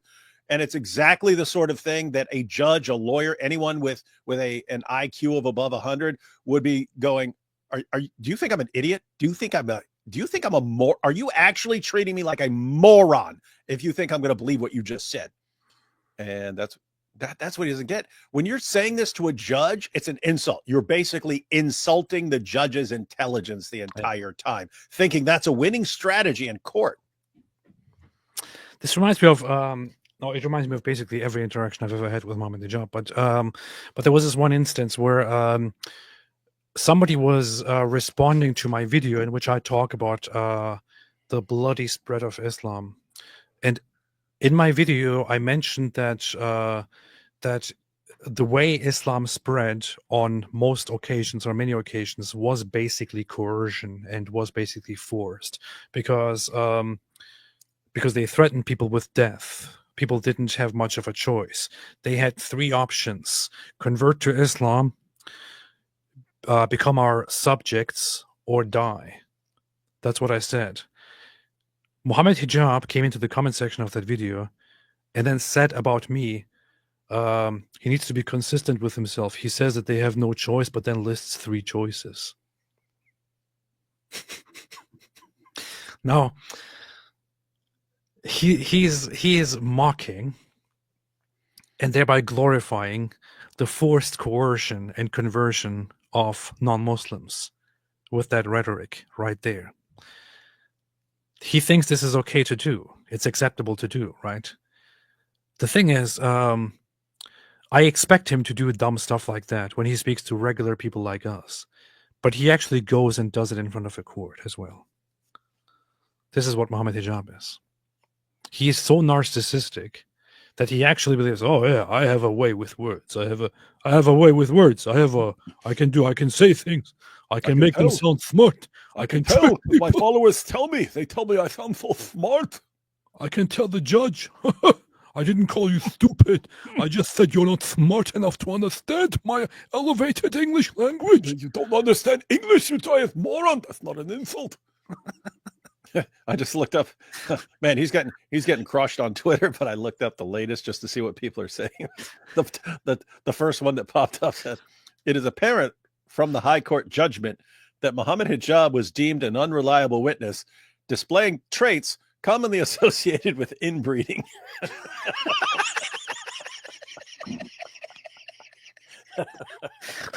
Oh, man. People are brutal, man. Oh, my God. Oh, boy. Anyway, all Hindus believe in reincarnation. If it would therefore be redundant to ask if a group of Hindu men believed in reincarnation, thus the use of the word "if" shows he was not referencing Hindus. That doesn't make it, dude. That doesn't make any sense. Hindutva would be a subgroup of Hindus, right? So if Hindus believe in reincarnation, and Hindutva is a group of Hindus, then why would you use a conditional as if you don't know what they believe? I'm guessing the judge saw right through that. And the judge was like, yeah, I don't buy that, man. Instead, he was talking about the Hindutva. He maintained that not all those who subscribe to the Hindutva ideology are Hindus. Oh, okay. That's interesting.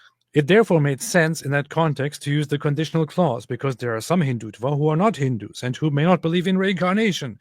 The claimant made great play of the fact that he gave this explanation in an interview before litigation was initiated, thereby proving that it was not an ex post facto rationalization to gain a litigation advantage. So, in other words, in preparation for court, he made sure he had the interview beforehand. You see, this was not just for court. I said it last week. He actually tried to trick the judge with this. I already said this before the case. You see. The claimant's explanation is nonsensical. Oh, man. I love this judge, man. I love this judge. Wait, what's the judge? Look at what he says. Look at what he says. I just read it. Look at what he said. Wait a second. Look at what he says. It's the funniest thing ever, man. The claimant's explanation is nonsensical. When asked to name anyone in the world who subscribed to the Hindutva ideology but who was not Hindu, he was able to give only one name: Benjamin Netanyahu.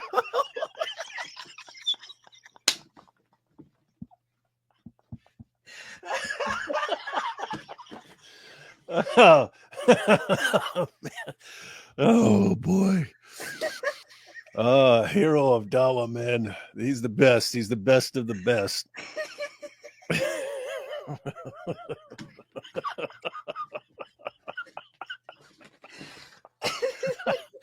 Oh, man. Wait, so that's the one, right? So is just to ask, was Netanyahu there?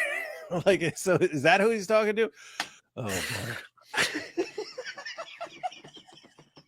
Oh. Oh my God.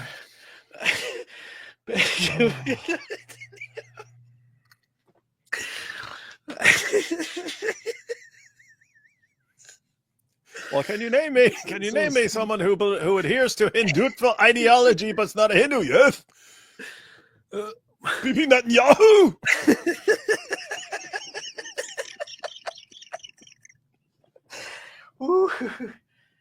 Anyone else? No, just Netanyahu. He's the only one. I was thinking that he was there, maybe disguised. It continues. It continues later.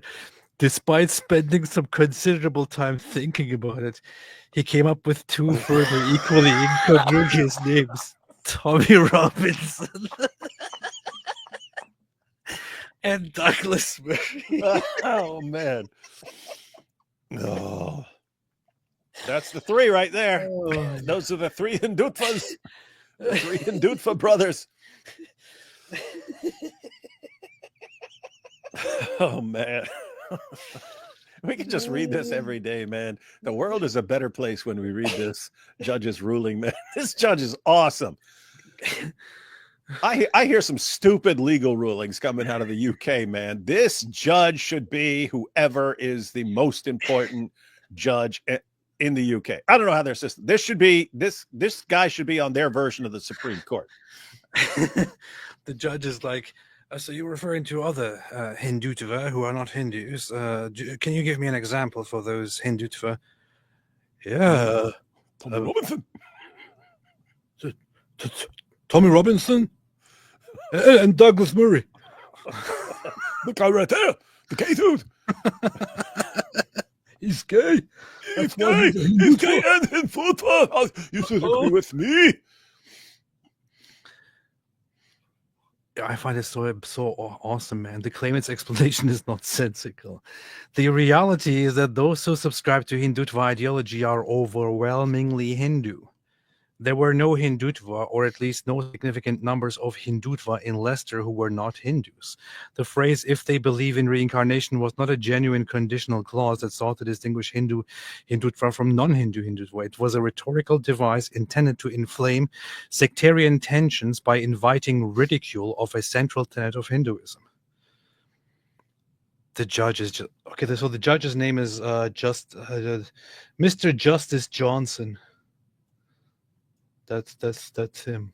He is now my favorite judge on the planet.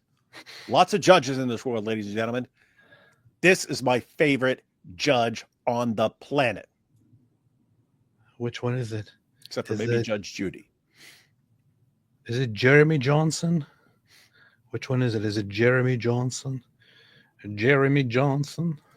Jeremy Johnson. Jeremy Johnson.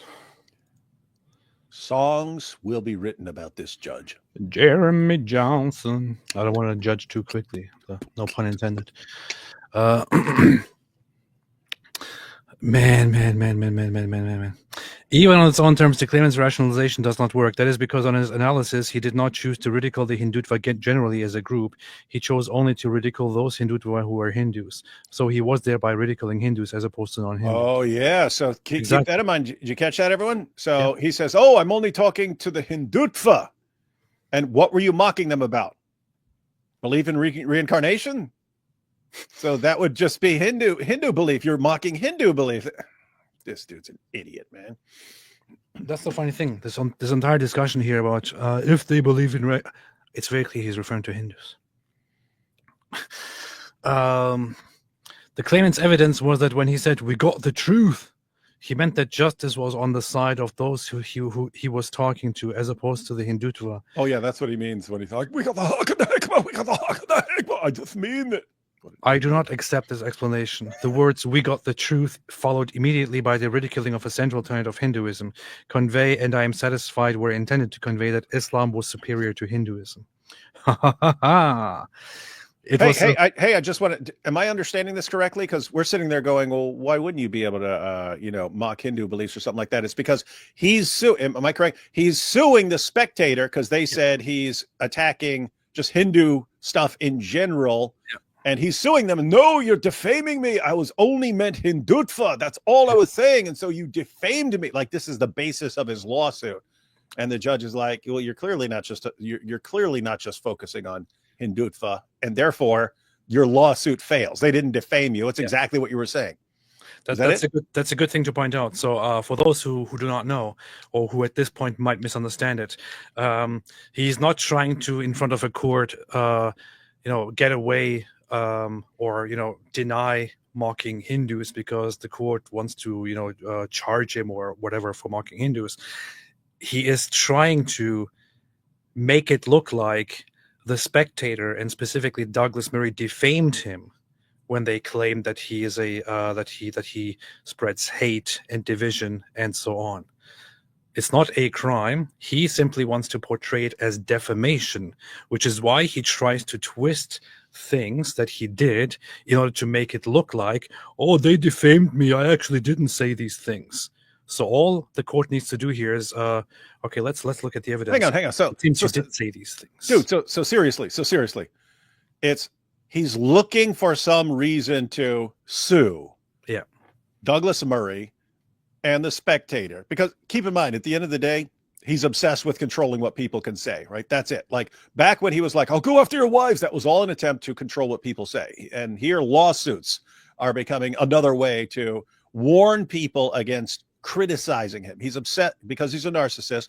He's obsessed with controlling people and not allowing them to criticize him. So he's desperately trying to find something that he can say, "No, they defamed me." And what he comes up with apparently is, "They said I was insulting Hindus, but I was only criticizing Hindutva, you see? And I lost millions of dollars over this," or whatever he says. "And I lost tons of money over this." And the judge is like, "Come on, dude. Come on." What a dope. Yeah, financial losses. No, this is very, very funny. This now gets very, very funny. But before we get into this, I am aware of what this one says. But before we get into this, I want to take a few super chats because it's going to be too much here. But this is where it gets really, really good. The Samurai Hobbit says, "What is this crap in Surah 9 about Jews seeing Ezra as the son of God? I'm a Jew. I've never heard of that." It's one of my favorite points about where I mock the Quran over. The Quran does say in chapter 9, verse 30, that the Jews say Ezra is the son of Allah and the Christians say the Messiah is the son of Allah. This is, of course, completely made up. It's a lie. It's stupid. No Jew believes that Ezra is the son of God. No Jew has ever believed that. Jews. So the Quran is engaging in what is called an ignorant remark about Jews. Probably because some Jews were mocking Muhammad and Muhammad took it seriously. No, I could expect that. You could totally use that as a Jew or as a non-Jew as an argument against the Quran. I think it is one of those things that proves that the Quran is false. Very simply. Leif says, "It's let's pretend I'm Jewish and this is an under the table payment. Oops, I guess Daniel was right." Man. Sahih Bukhari 5134 said, "Daniel Kikichu calling someone low testosterone is rich considering he's a patchy neck bearded pedophile." That's very, very rude. It's pretty Islamophobic too. Very rude. But everyone should look up that reference, Sahih Bukhari 5134. What is it? It's about Muhammad and Aisha. Even better is the one before it, especially if you get the Darussalam edition, which includes the chapter heading. Narrated by Aisha. That the Prophet married her when she was 6 years old, and he consummated his marriage when she was 9 years old. Hisham said, "I have been informed that Aisha remained with the Prophet for 9 years till his death." That's the reference. Beautiful. Beautiful, beautiful, powerful. Corey Mahler will challenge you to Mubahala. You see? Who is that again? Is that the Nazi guy? No idea. Are you going to go to Speaker's Corner? Safe travels. No. Do not go there. Govan says you can only die when you have died. Dizzle, I read till we have faces. Did you read Till We Have Faces? What's Till We Have Faces? Yep. My favorite fiction book. What? That's C.S. Lewis' book. When people ask my favorite book. Islamist and Dean response for new Dawa guy. Yeah. By the way, completely serious. Like, I know I joke around, but we are looking for the next batch of Dawa guys to carry the torch for the next 4 or 5 years. I don't even know if they'll last 5 years anymore because it's easier to expose them so they unravel more quickly. So they might end up having like career spans of like 2 to 3 years once they really take off. But I've seen a couple Dean Responds videos that we responded to. I still don't know which one is Dean Responds and which one is Orthodox Muslim, except for Orthodox Muslim doing the duck lips face. But yeah, I'm not sure about those guys. I'm not sure if they're narcissists, and I'm not sure if they're going to check the boxes for someone who can be the next top Dawa guy. I'm going to make my profile picture like this.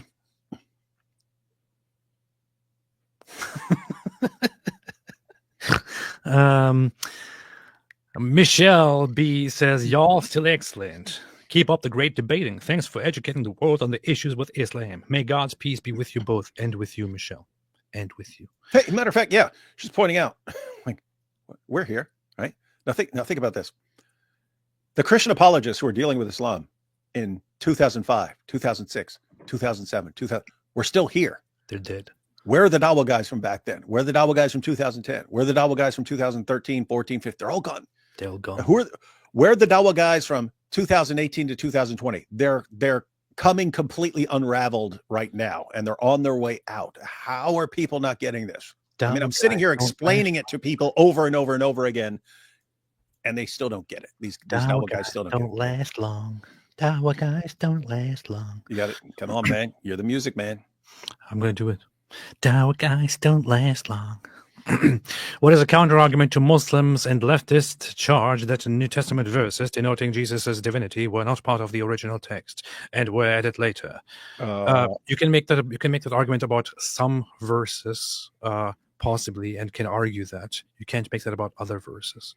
There are enough in the New Testament. Yeah, you have to show it. You have to show, hey, here's our earliest manuscripts. It's not in the earliest manuscripts. You're welcome to try that. But generally, they just lie and they say it's not in. And I don't know what it takes to convince people that these are the biggest bunch of liars ever. But and once again, the earliest New Testament texts, which we can historically date, clearly show that the apostles believed in the divinity of Jesus. Mm-hmm. It's clear as that. Yeah.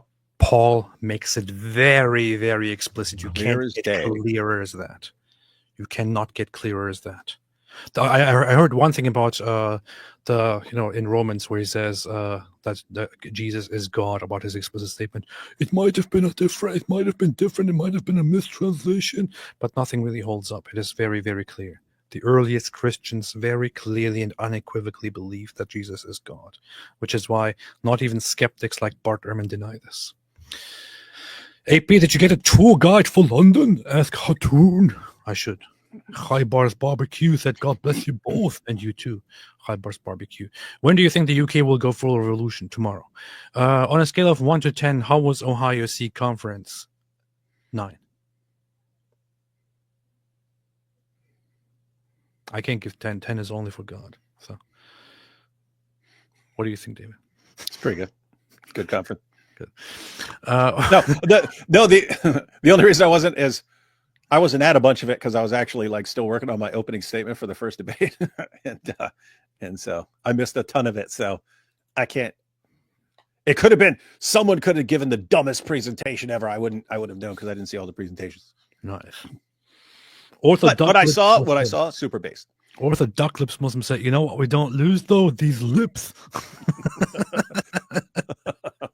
Lips don't lie. Yeah. I need Duck to show lips this, don't man. lie. I need to show this. I posted about it, but for all those who haven't seen it, I just need to show this, man. Did you see what Orthodox Muslim posted on his YouTube channel? No. On what planet would I have any? So he came into our live stream. Look at the lips, man. and we made fun of his lips in good faith, of course. Because he's doing duck lips. As Mohammed Hijab would say, in good faith. He then went back to his channel and says, you know what's super hilarious? Mr. Michael Jones from Inspiring Philosophy is hosting a live. In the live, I was brought up and they said I ran from AP. By the way, little background. Does that have any connection to reality, what he just said there? No. Okay. IP was rhetorically saying, well, if he claims that I ran from him when I did this, then that means he also ran from AP because he did this. So IP wasn't actually saying that he ran from me. He was just making a point. I was notified by his... Yeah, right. You were notified by his subscriber. You were watching, man. You jumped in immediately. You were watching live. I was notified by a subscriber and showed up to the chat immediately and called them all out. They started backtracking. Did we backtrack? We didn't. No, we just clarified because if you didn't understand it, then you're stupid. And sometimes we have to explain things for stupid people. But then look at this. And took back the absurd claim that I'm running. They spent the next 15 minutes talking. We didn't. If IP is running, then you're running from AP. We stand by that. If that's what you mean by running, then you're running. But look at this. They spent the next 15 minutes talking about my lips and my profile picture.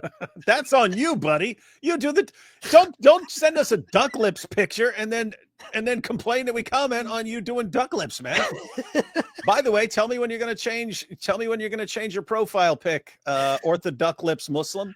And don't call yourself Orthodox, man. You don't have Orthoduck lips. That's what it's not. It's Orthoduck lips. Yeah.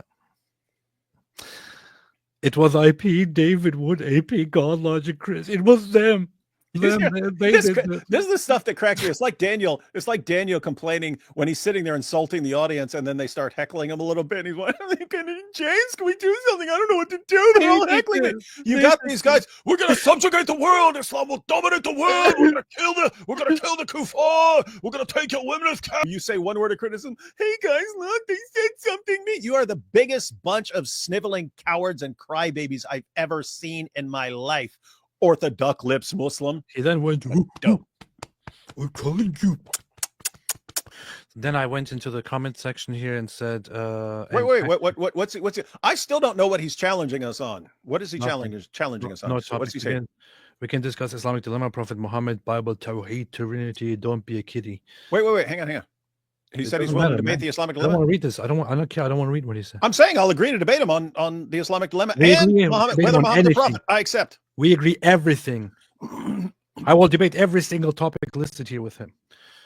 I went here and said, "You were notified by a subscriber, but commented as soon as we mentioned you. Dude, at least be honest." Yeah, Nobody said you ran from me. IP made a joke. Pretty sure you're supposed to debate me at DebateCon. Topic is Islam true? And he's not going to run. Unfortunately, I'm not going to be at DebateCon. I already told James that I will be away overseas. This was planned a long time ago. The last time that he was supposed to debate me in person, he said, "Oh, I'm going to be going somewhere." This time at DebateCon, he's like, "Oh, I'm going to be overseas." I don't know, man. Where does this guy live? I know one of them lives in Australia, but I don't know who's who. He's here in Canada somewhere. Oh, well, okay. Hey, Orthodox Muslim. James does multiple debate cons per year. So if you just conveniently are out of the country at that time, totally understandable. Although I have to say, if you were to challenge IP to a debate and he said, "I'm out of the country," you go, "Oh, he's running from me. What a coward." Hey, look at this. Fine. Orthodox Muslim. Do the next debate con. We'll do all the debates. And we'll keep it simple. We can do a Trinity debate. We can figure out who's doing what. We'll do a Trinity debate. You could have that 2-on-2 or something like that. You could debate AP on is Islam true, and debate me on the Islamic dilemma. Boom, problem solved. Stop now quit ducking. whining. Quit whining. What? Stop ducking. I'm going to debate you on is Islam true. Stop ducking. He actually said stop ducking. He said, "Why'd you say ducking, man? How do you do it? How? You not only post the duck lips picture, but then you say ducking? Quack, quack, duck lips, quack, quack. Lipiano duckling. Lipiano. Lipiano McDuck. Lipiano McDuck lips. So anyway, I accept any debate challenge. In fact, if you're gone at DebateCon, Duck Muslim, I will happily arrange any other time and debate the topic with you. I will debate with you. Is Islam? In fact, I want DebateCon, man. In fact, let's do it at DebateCon. I'm Since just saying that because James has trouble getting some Muslims. So since this guy definitely wants to debate, let's do it at DebateCon. Since you have rejected, since you're rejecting again, Since you're running. I now add more topics here. I want to debate with you. 1, is Islam true? 2, was Muhammad a true prophet? And then 3, with David and me against you and some other clown, something, whatever topic you like. Okay, there you go, duckling. There you go, ducky boy, lippy ducky. Abu Baker, deeply concerned about how the official narrative is that the IDF is holding up food and supplies to Gaza. UN even admits two-thirds of the aid is stolen. Well, what are you gonna do? Mr. Science, my Muta wife asked me to take her somewhere she's never been before. I said, okay, how about the kitchen? Bro said, W profile picture. What's wrong with you? That's shirts with Al Zoot on them. David loves it. Fatwa, both these guys are Oxford educated. Let that sink in. Yeah. Douglas Murray, Oxford educated. Mohammed Hijab, Oxford educated. Well, This should stick for Daniel. Daniel, pick and choose. Lloyd says, I'll give Daniel I pick and choose some credit for sort of taking on the Islamic dilemma because it looks like no Muslim wants to go near it. But the only good point he had of the whole night was that papyrus is a boomer font. Papyrus. Yeah. It is. My PowerPoint had papyrus font on it. It is. And Daniel complained about that. The new Donkey Kong game reminds me of Hijab. The original Donkey Kong game reminds me of Hijab. Yeah. At the Ohio State Conference, what do y'all do in the free time? Karaoke, bowling, frisbee, golf, all of them. How did y'all apologists hang out? And did Daniel Hikikich join? Yes, we all did together. No, he karaoke, kind of bowling and frisbee. He kind of bolted real quick, afterwards. But no, there was no. Really? I had no free time. Right. I Didn't got stick there, started working on. I had presentations to do, but when I wasn't presenting, I was like working on an opening statement. He didn't stick around and talk to people. Who? No. Well, not. I mean, he may have, but not that I saw. And then when I looked around for him, he was gone. Very loserly. We need AI video of the Moses and Stone Hadith. We do. No, we don't. Isn't Palestine the emperor from Star Wars? Yes. Yeah, Emperor of Palestine. But Magic Jew, but hey, what's up, That's man? fine.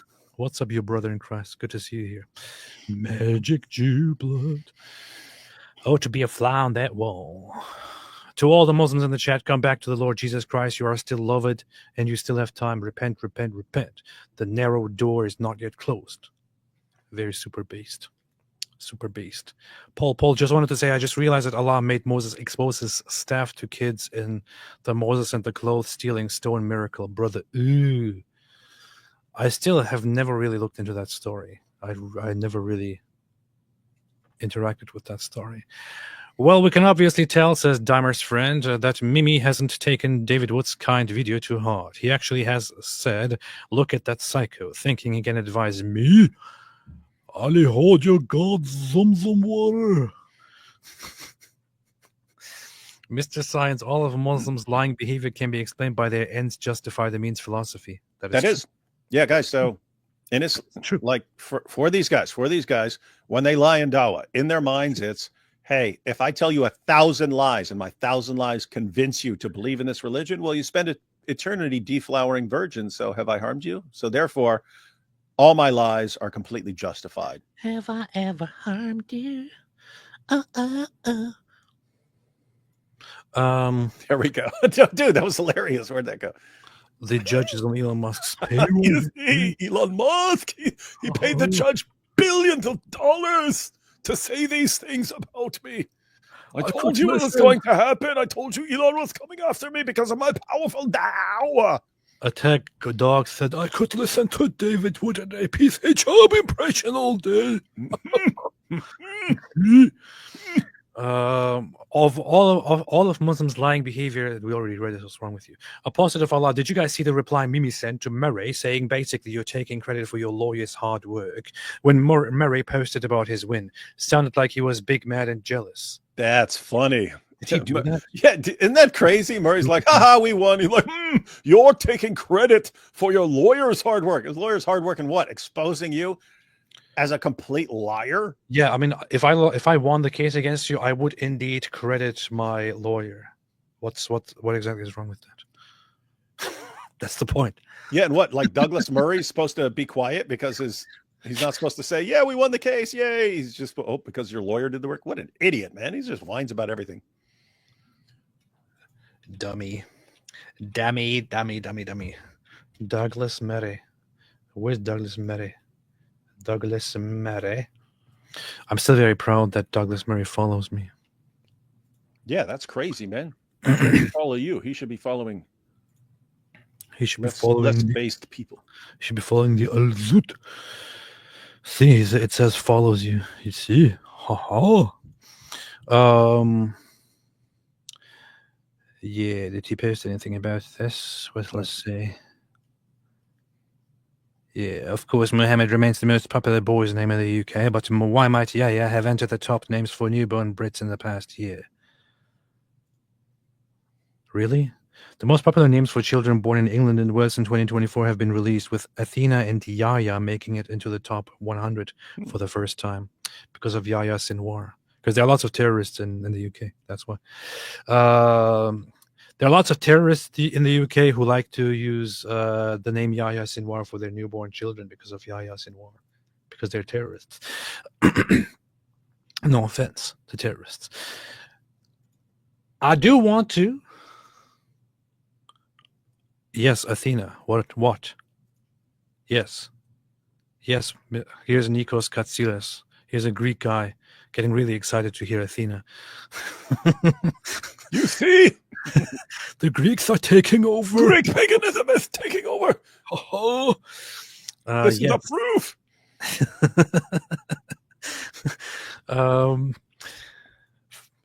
Let's get back to the court case. There is something very funny here, which I want to read. Now, once again, the primary reason, the primary purpose of this court case here, of this lawsuit here, is Mohammed Hijab wants to accuse the Spectator and Douglas Murray of defaming him, and then wants to get money from them.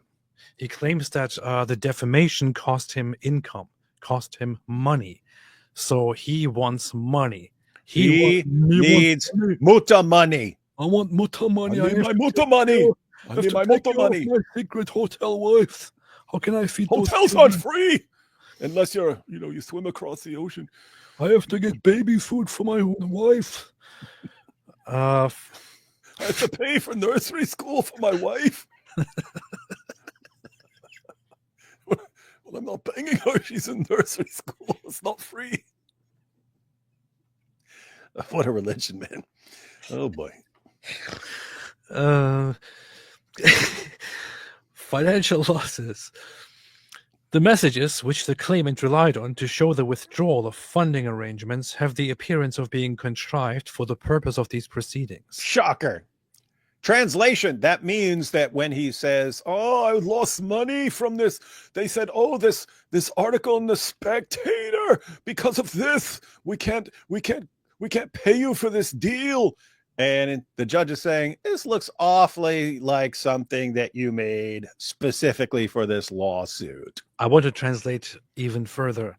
Mohammed Hijab goes to court and says, look, the defamation against me cost me money because funding arrangements, sponsors canceled their sponsorships with me because of this defamation coming from the Spectator and Douglas Murray. And you want evidence of that? Oh yeah, here's the evidence. Look, Yes. Let me show you the evidence of messages sent by my sponsors to me, showing that they don't want to work with me anymore because of this article. Yeah, and it says, and I quote, hello, Mohammed Hijab. I am a person who doesn't know you. I am Ali Dawa, and I would like to pay you $1 billion to promote my channel.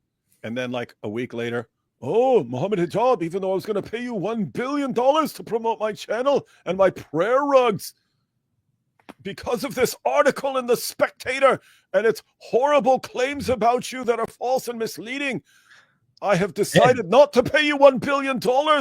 It would be a shame if this came up in court and the Spectator was forced to pay you for these lost $1 billion wages. That was basically it. And what the judge is saying here is, when Mohammed Hijab brings evidence of these communications of sponsors supposedly canceling because of this, these pieces of evidence, these communications seem to have been deliberately created deceptively just for this case here. Hey. And just to be clear, they could have made them look realistic. Hey, Mohammed, how you doing? We just got some news, man. There's a sponsorship. We'd be happy to pay you, blah, blah, blah. Instead, Mr. Mohammed Hijab, because of your Mr. Mohammed Hijab, which is not how they talk to him. We would like to pay you for your powerful dawah. So what the court is saying is that he fabricated evidence. Mm-hmm. In two instances, they are addressed as Dear Mr. Hijab when the correspondents were well known to the claimant and addressed him in other contemporaneous contexts in altogether more natural and less formal terms. Mm-hmm. So what the judge is saying here is these were people that he knows, that are close to him, who normally address him like with, hey brother, hey Hijab, hey. But in these communications that are used as evidence, they suspiciously and weirdly address him as Dear Mr. Hijab. Fabricated evidence. Mm-hmm. They each attribute their decision to dissociate from him to the article. So they say, oh, we're not good. We wanted to have this brand deal with you, but now we take it back because of this article. It's so sad that you're losing so much income because of that article and because of Douglas Murray, the Hindutva. They each provided the material that would be necessary to support a claim for financial losses occasioned by publication of the article, when one might not generally expect such detail to be provided in a communication that withdraws from nascent discussions. In other words, the messages say, Mohammed Hijab, we were going to pay you this amount of money, but because of this article in the Spectator, we are not going to pay you this money. You would have gotten this money if not for that article. Because of this article on the Spectator where Douglas Murray referred to you in, quote, such and such and such terms, and also referred to you in, quote, such and such terms, and also pointed out that you, quote, agitated the crowds. We can no longer pay you this money. Let this be noted. This was written on this and this date.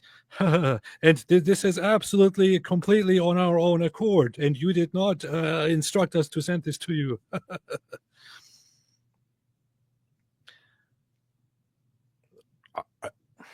There's like tactical morons here.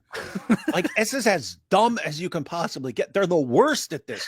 You could have made that believable, and you don't. You just make it as dumb and idiotic as possible. Dude, think this is the same guy who he knows a scandal's about to come out. He knows he's about to get exposed for a scandal, and his story is Elon Musk sent a messenger to tell me he's about to frame me for a scandal. That's the level of tactical genius we're dealing with, and this is what they come up with. But guys, something important here, something serious.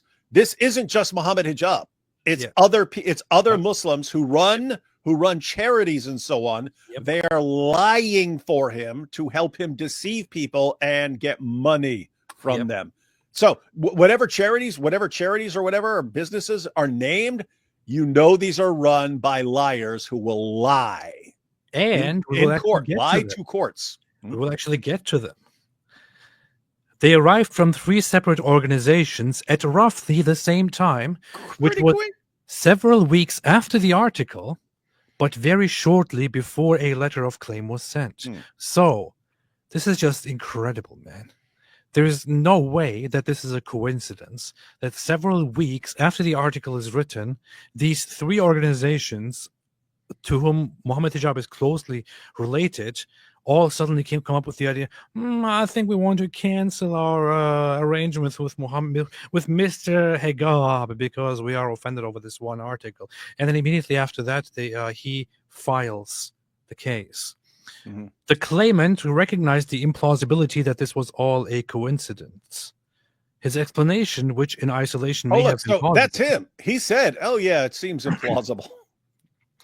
Was that the decision makers for the 3 organizations knew one another and were likely to have consulted with each other, and that this is why the decisions were made at about the same time. Yeah, so you're saying, oh, these guys, the reason they all sent it at the same time is because they were probably talking and saying, hey, guys, we were really going to fund Mohammed Hijab with piles of money, but, here's the problem. Because of that Spectator article, we really can't do it anymore. Here's the problem. These guys don't just know each other. They also know Mohammed Hijab. Ooh.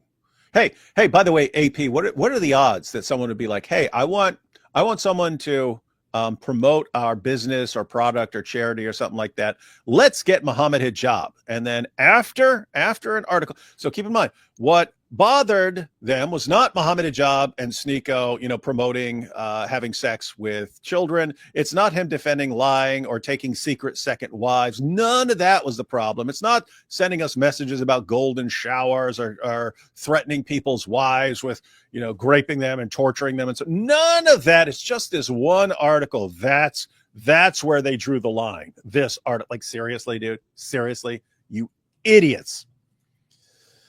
Absolute imbeciles. Absolute imbeciles. So from here you can see how these people are all together liars, deceivers. Just like the 75 guys in that Dawa group, the whole batch of them. It's all of Dawa, guys. It's all of Dawa. And apparently, like charities and businesses, it's just they believe in lying to win victories over the kuffar. I don't know how much more obvious it can possibly be made. So the supporting evidence was unsatisfactory. There was no disclosure of contracts, receipts, accounts, or payments. Statements from Mr. Wasway of Nature's liar number one, and Mr. Rahman of Liar, and Mr. Hussein of Salam. Liar. Here's what's very funny. Salam is an organization that Mohammed Hijab actively in the past was part of. That is also seen on many of his old videos. Hey, what's next? And the Sapiens Institute, with which he has no connection whatsoever, was going to promote him. hey, this is like Mohammed Hijab posting his video attacking his ex-mutta wife and then saying he has no connection to the channel, even though he said, yeah, I'm about to post it on this channel. This is like the dumbest guy ever, man, on this kind of stuff. I'm going to show you Salam now. I'm going to show you Salami. Mm-hmm. I am going to show you Salami. Here is Salam. Salam, this is the Salam channel.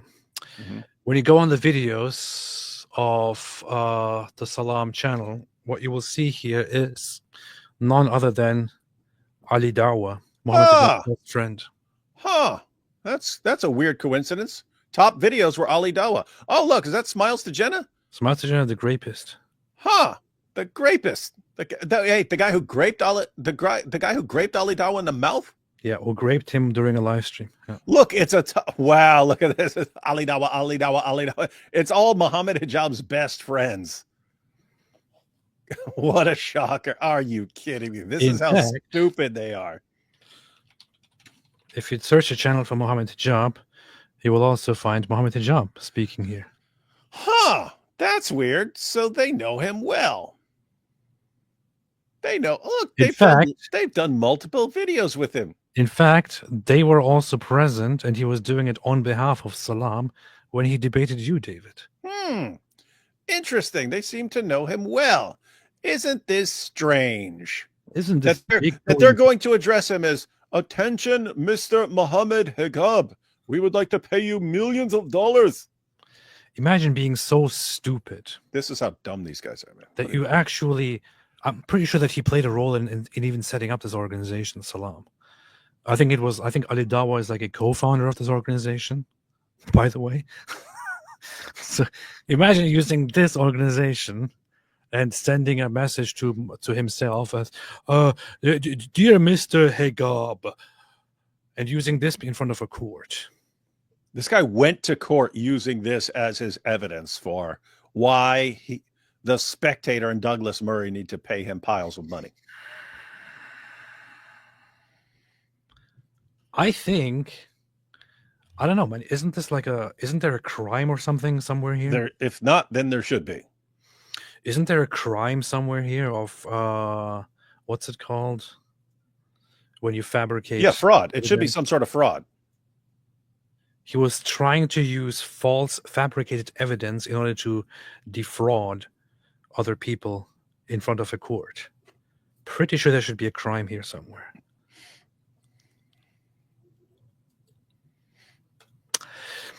Each statement apparently supported the claim of dissociation from the claimant as a result of the article. Up until the pre-trial review, it was anticipated that these witnesses would give evidence. At the pre-trial review, it was said that the court's permission would be sought for Mr. Wasway to give its evidence remotely and from outside the court's jurisdiction. Some days later, it was suggested that the court's permission would be sought for Mr. Rahman to give his evidence remotely and from the court's jurisdiction. The first defendant then served further disclosure which related to Mr. Wasway's evidence. The following day, the claimant served a hearsay notice in respect of Mr. Wasway's evidence. Under Section 2, it was said that he would not be called as a witness because of a pre-existing mental health condition. Yeah, well, I can grant him that. These guys all have a mental health condition. No medical evidence was provided. Oh, well, I can verify it. I acceded to a contested application made by the first defendant for a witness summons so that it could call Mr. Westway to be cross-examined on a statement pursuant to CPR 33.4. So one of the witnesses here, Nature's Blends, was supposed to give evidence, but then couldn't give evidence because he had pre-existing mental health conditions for which no medical evidence was provided. These guys are all liars. You think? They are all liars. If only someone had warned them that these guys were all liars.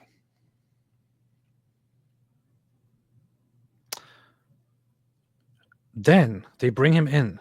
In cross-examination, Mr. Westway accepted that he has been convicted on his plea of offenses of dishonesty, causing staged road traffic accidents to secure compensation on a false... This guy's a professional scam artist. He's a scam artist. He brings actually a scammer in front of a court as evidence, as witness. Guys, keep in mind, he brings a witness. This is his witness who's testifying. Yep, I was going to pay him tons of money, but because of that Spectator article, they looked this guy up. Haven't you been convicted for staging a road traffic accidents to get paid?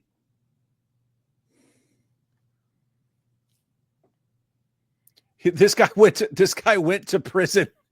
This guy went to prison for staging accidents. And this is Mohammed Hijab's key witness in his defamation case. Oh my goodness. Then comes Mr. Rahman from One Ummah. In the event, in an apparent breach of the witness summons, he did not attend court. It was said that this was due to a medical emergency. I had to pee really bad. I had to pee quickly. That's why I couldn't attend court. It was also said that he had been in the jurisdiction for the first day of the trial, but was now outside the jurisdiction in Egypt. Sorry, I'm outside the country. Sorry, I had to quickly go to Egypt. Like Orthodox lips Muslim. Sorry, I had to quickly pee in Egypt. Further, it is difficult to credit Mr. Rahman's evidence that the article caused One Ummah to dissociate from the claimant. There are messages between Mr. Rahman and the claimant, Mohammed Hijab, well after the publication of the article, in which they are obviously on good terms. And Mr. Rahman praises the claimant and discusses a contract. Wow, man. You dumb imbeciles. Absolutely dumb, lying, scammer imbeciles. Further, there is evidence that the claimant did assist One Ummah with fundraising promotional videos in March, June 2024, and January 2025. It was so recently, this year. Of these videos that was said. Yeah. So, guys, just keep in mind, they've got, yes, there's this letter of why we can't work with Mohammed Hijab because of the Spectator article. And they're going, you did work with him. As to Salam, no evidence was called from Amir Ahmed, who wrote the email in November 2022, or from brother Amir and other guys in the Shura who apparently made the underlying decision. Nor was evidence given by Mr. Dawa. Hey, who's Mr. Dawa?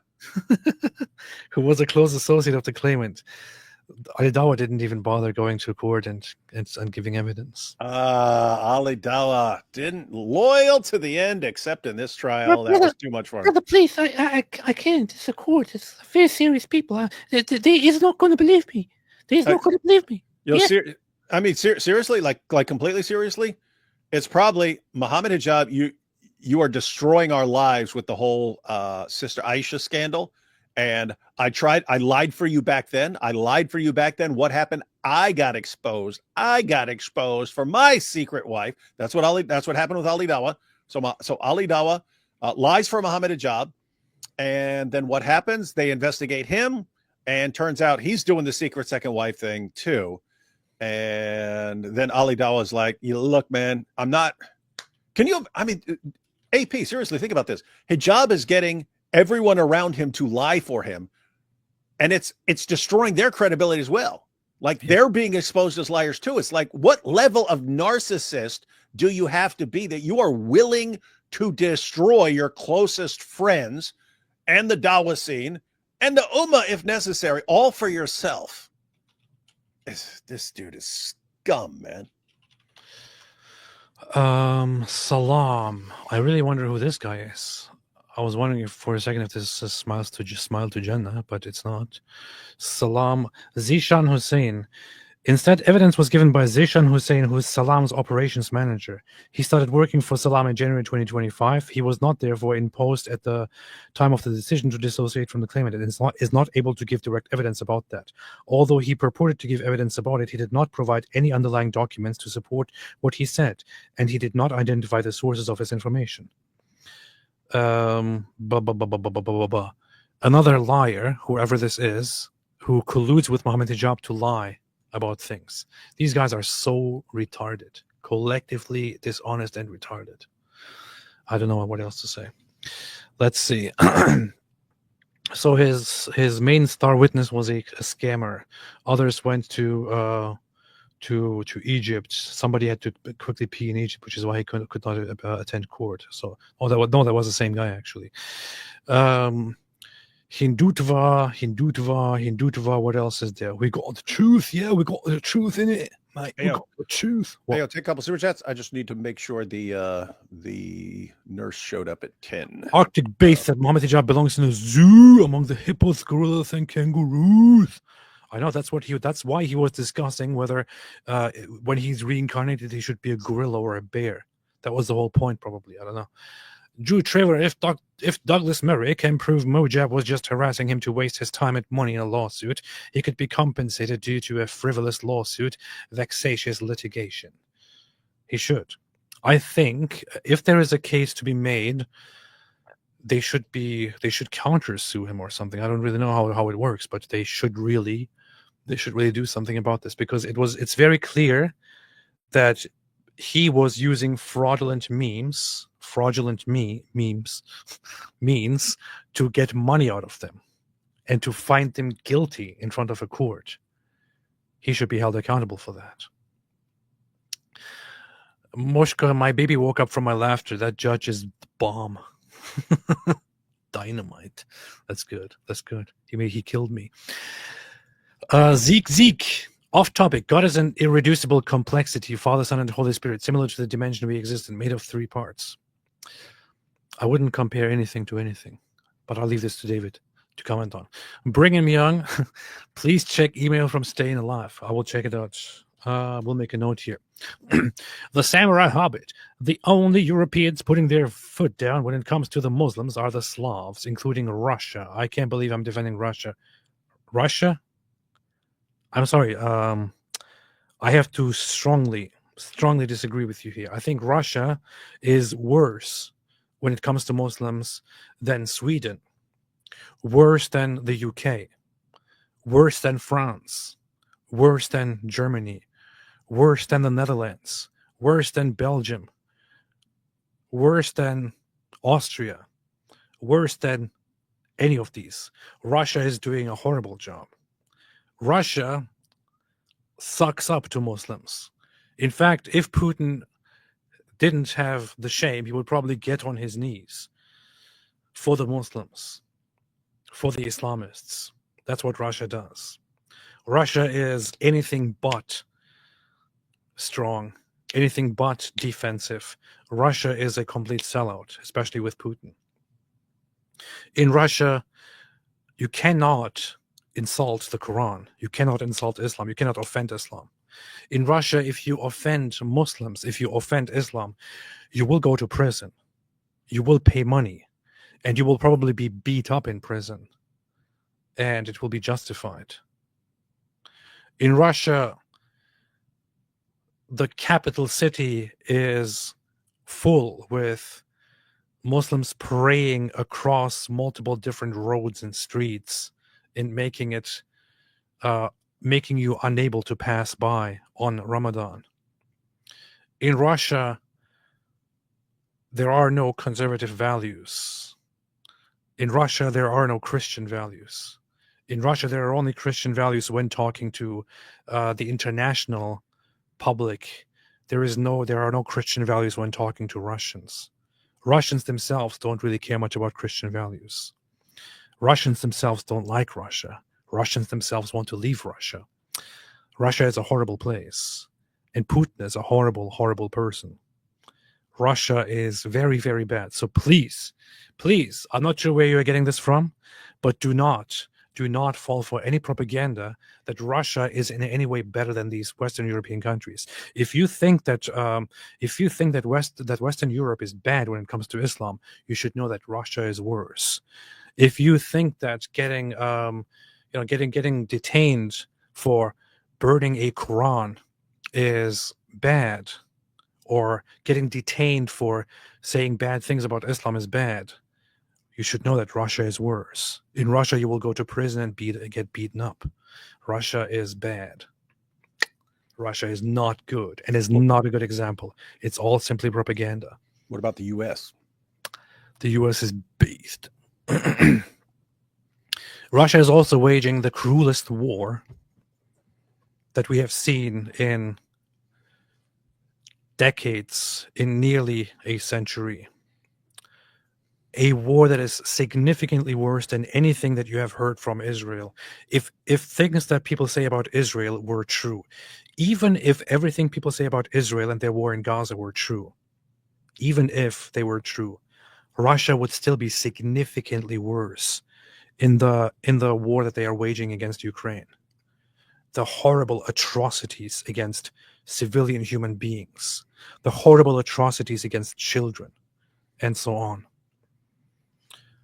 In fact, much of the online propaganda against Israel and other things might be engineered by Russia because it serves their purpose that people don't talk about Russia, but talk about Israel instead, so that Russia can continue dropping bombs on civilian buildings, leveling them completely without any excuse, without any reasoning, while abducting thousands of children to re-educate them and adopt them into Russian families. Russia is horrible, absolutely horrible. And if you at any point were fooled into believing that Russia is actually the good guy in any of this, you have fallen victim to paid Russian propaganda. And I do not care about the whole MAGA Trump versus Democrats conversation at all. I do not care at all. This has nothing to do with any of that. Russia is absolutely evil. Putin is absolutely evil. Do not come with Russian propaganda. Well, that leads to an obvious question. If Russia's so bad, why does Tucker Carlson love it so much? Explain that.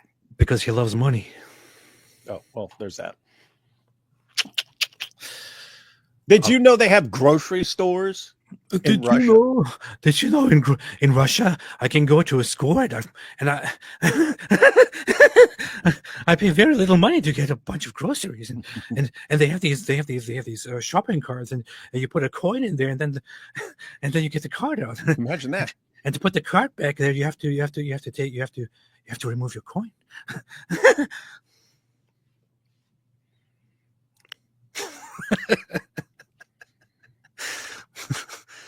I'm sorry. You're gonna get me riled up if you talk good stuff about Russia. Zeke. David, here's a comment for you. You can comment on this because I don't want to. Zeke, off topic. God is an irreducible complexity. Father, Son, and Holy Spirit, similar to the dimension we exist in, made of 3 parts. Thank you. Austin says, is hating dogs a Muslim thing? Hang on, sorry. Right when you were talking about Russia, message from Black Angel about article. The West should learn from Russia to accept Muslim refugees. Your hero, Patriarch Kirill. Pretty interesting. What are you doing? Gonna go in very dangerous territory if you make me talk about that. Nope, don't do it. Don't do it. Just drink your vitamin water, your Zam water. Very dangerous territory right there. Yes, hating dogs is an Islamic thing. It is very, very much an Islamic thing. It is not accepted in Muslim culture throughout most of Muslim morality and jurisdiction to own dogs or to get near dogs or to touch dogs and all that, because Muhammad hated dogs. Yeah, so So, guys, the story, according to the Muslim sources, goes something like this. I'll keep it short. Muhammad was supposed to meet with the angel Gabriel, aka Diha al-Kalbi, one day, didn't show up. And so Muhammad's all butthurt, not as he was with the men of Al-Zut, but, metaphorically, he was butthurt. And so he's wondering why Diha didn't show up, aka the angel Gabriel. And then he found out there's a puppy in his house. There's a puppy hiding in his house. And so he blamed the puppy and then said, kill all dogs. And so his followers started going around massacring all dogs, and even the dogs of the Bedouins and stuff like that. They would massacre them. Eventually his followers started whining and complaining, but we have hunting dogs and so on. So he allowed dogs for a couple of purposes, specifically like trained animals for like a hunting context or something like that. But a dog as a pet, there's no concept of that, at least in the Sunni Islam sources. So a dog as a pet is like an abomination. And so you have a pet dog around them and stuff. Yep, they want that thing dead. You see. And look here, HJC. I literally just said it. Before you even brought it up, I just said Why'd you have to start talking about Russia, man? Why just do said it? None of this has anything to do with America, with MAGA, with the Republicans, with Democrats. None of this has anything to do with any of that kind of stuff. Yeah. I do not care. None of this has anything to do with any of that. So stop with your brainless, stupid BS takes. You are probably an American yourself, which is why you see everything from a limited left, right, America versus lens. Stop looking at it like that. I never look at things like that. And I will say it here one more time. I do not care about Donald Trump. I do not care about Republicans. I do not care about the geopolitics in question. Russia, Putin, specifically Putin's Russia, is an imperialist, irredentist, inhuman, anti-human ideology. Russia, under Putin's leadership, is absolutely evil. Or even before that. Yeah. So I'll go ahead and say it. If I were from Mars, I would still think Putin is absolute garbage and that Russia sucks. In case that's not clear enough for you. And in fact, I'm going to say even further. If you are here, I don't care at all who is going to be offended. Even if every single viewer here was pro-Russia, I would say it again. If you are here and you think, but I love Russia. But I love Putin. I love He's my Putin. hero. He's so love based. Why Because- can't the whole world be Because Putin? Zelensky is global. Yes. He rides around on a horse with his shirt off. Because How Zelensky can is he a be wizard bad? person and How can he be anti-globalism. That's what He's my mom basically told like me. Ivan Drago. And if you don't agree with me, then you are wrong. I Russia. will tell you, hit the unsubscribe button, hit the dislike button, close the tab, go watch some other dumb thing. I do not care. Just get the hell out of here.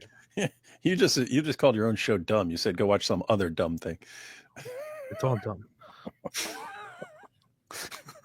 So anyway, we hope that clarifies our position on Russia and Putin for everyone. Putin is a scumbag, and he did exactly what Hitler did when he started his war against Poland.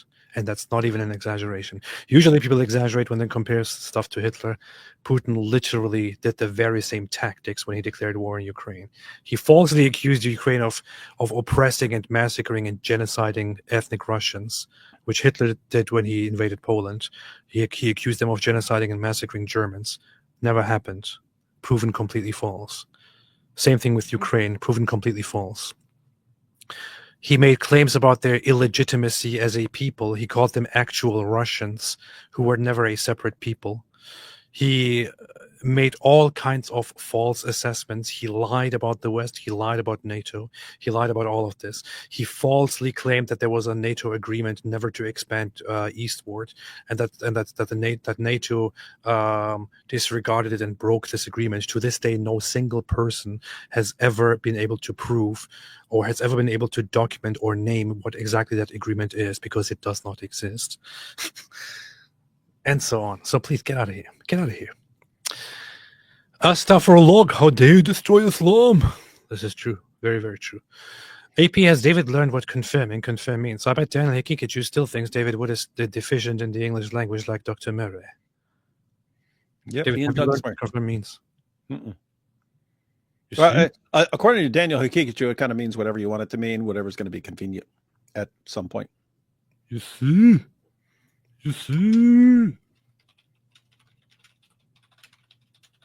Talk for a minute. Why? Who you messaging?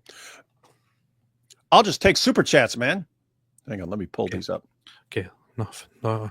Meta step, old saying from the meetings I used to go to. If you aren't humble, you'll be humiliated. Hijab is the perfect example. That's good. Especially in court. Even if you wanted to be hostile and aggressive towards the person you're suing, you don't do that crap with the judge. You do not pull that with the judge. And if you're going to tell a bunch of lies, kind of make them hard to detect and not like so easy. I don't know. You don't want to be dumb. You don't want to be dumb if you go to court. You don't want to be dumb. If you're dumb, just leave it to the lawyer. Leave it to your lawyer. Don't be dumb. Don't be stupid. Don't be a stupid idiot. Don't be a stupid head. What's great is that this opinion this opinion by this judge will be on record forever for our amusement. Yeah, just like all the stuff with Hijab's hotel life and stuff like that. It's all this guy's building up quite the reputation and quite the arsenal of ammunition against himself. All him to Allah. And by the way, I mean, think about this. He tries to sue someone in the future. This can all be brought in. This can be brought in. Like, is this guy trustworthy? Here's what happened in the last case. In other words, Mohammed Hijab, have you ever been deemed a liar by a judge in another case and, shown to be conspiring? Has that ever happened? Yeah. I don't remember. What's a van? I don't remember. I don't know if that ever happened. Okay, let's just read this to you. Svetlana says, this is the same thing that the Islamists from Gaza do. You just did that to Russia. I'm sorry that if you're Russian yourself, Svetlana, but no, what Israel usually does not senselessly drop massive bombs on regular apartment buildings in the middle of Kyiv and then just brag about it. For example, Israel does drop bombs on buildings after massive announcements over and over and over and over and over and over and over again to evacuate the freaking place because it will be bombed and to get out of there, to leave, which unfortunately the population usually does not do because the reasoning is very clear. It is part of the war zone and we are clearing it out. No, we are not negotiating. We are not discussing. It will be bombed. Get out there, go to a safe zone. What Russia does, on the other hand, and Israel has to do that because in Israel's case, we're dealing with a Hamas terrorist organization, which establishes underground tunnels specifically under the civilian population by their own admission.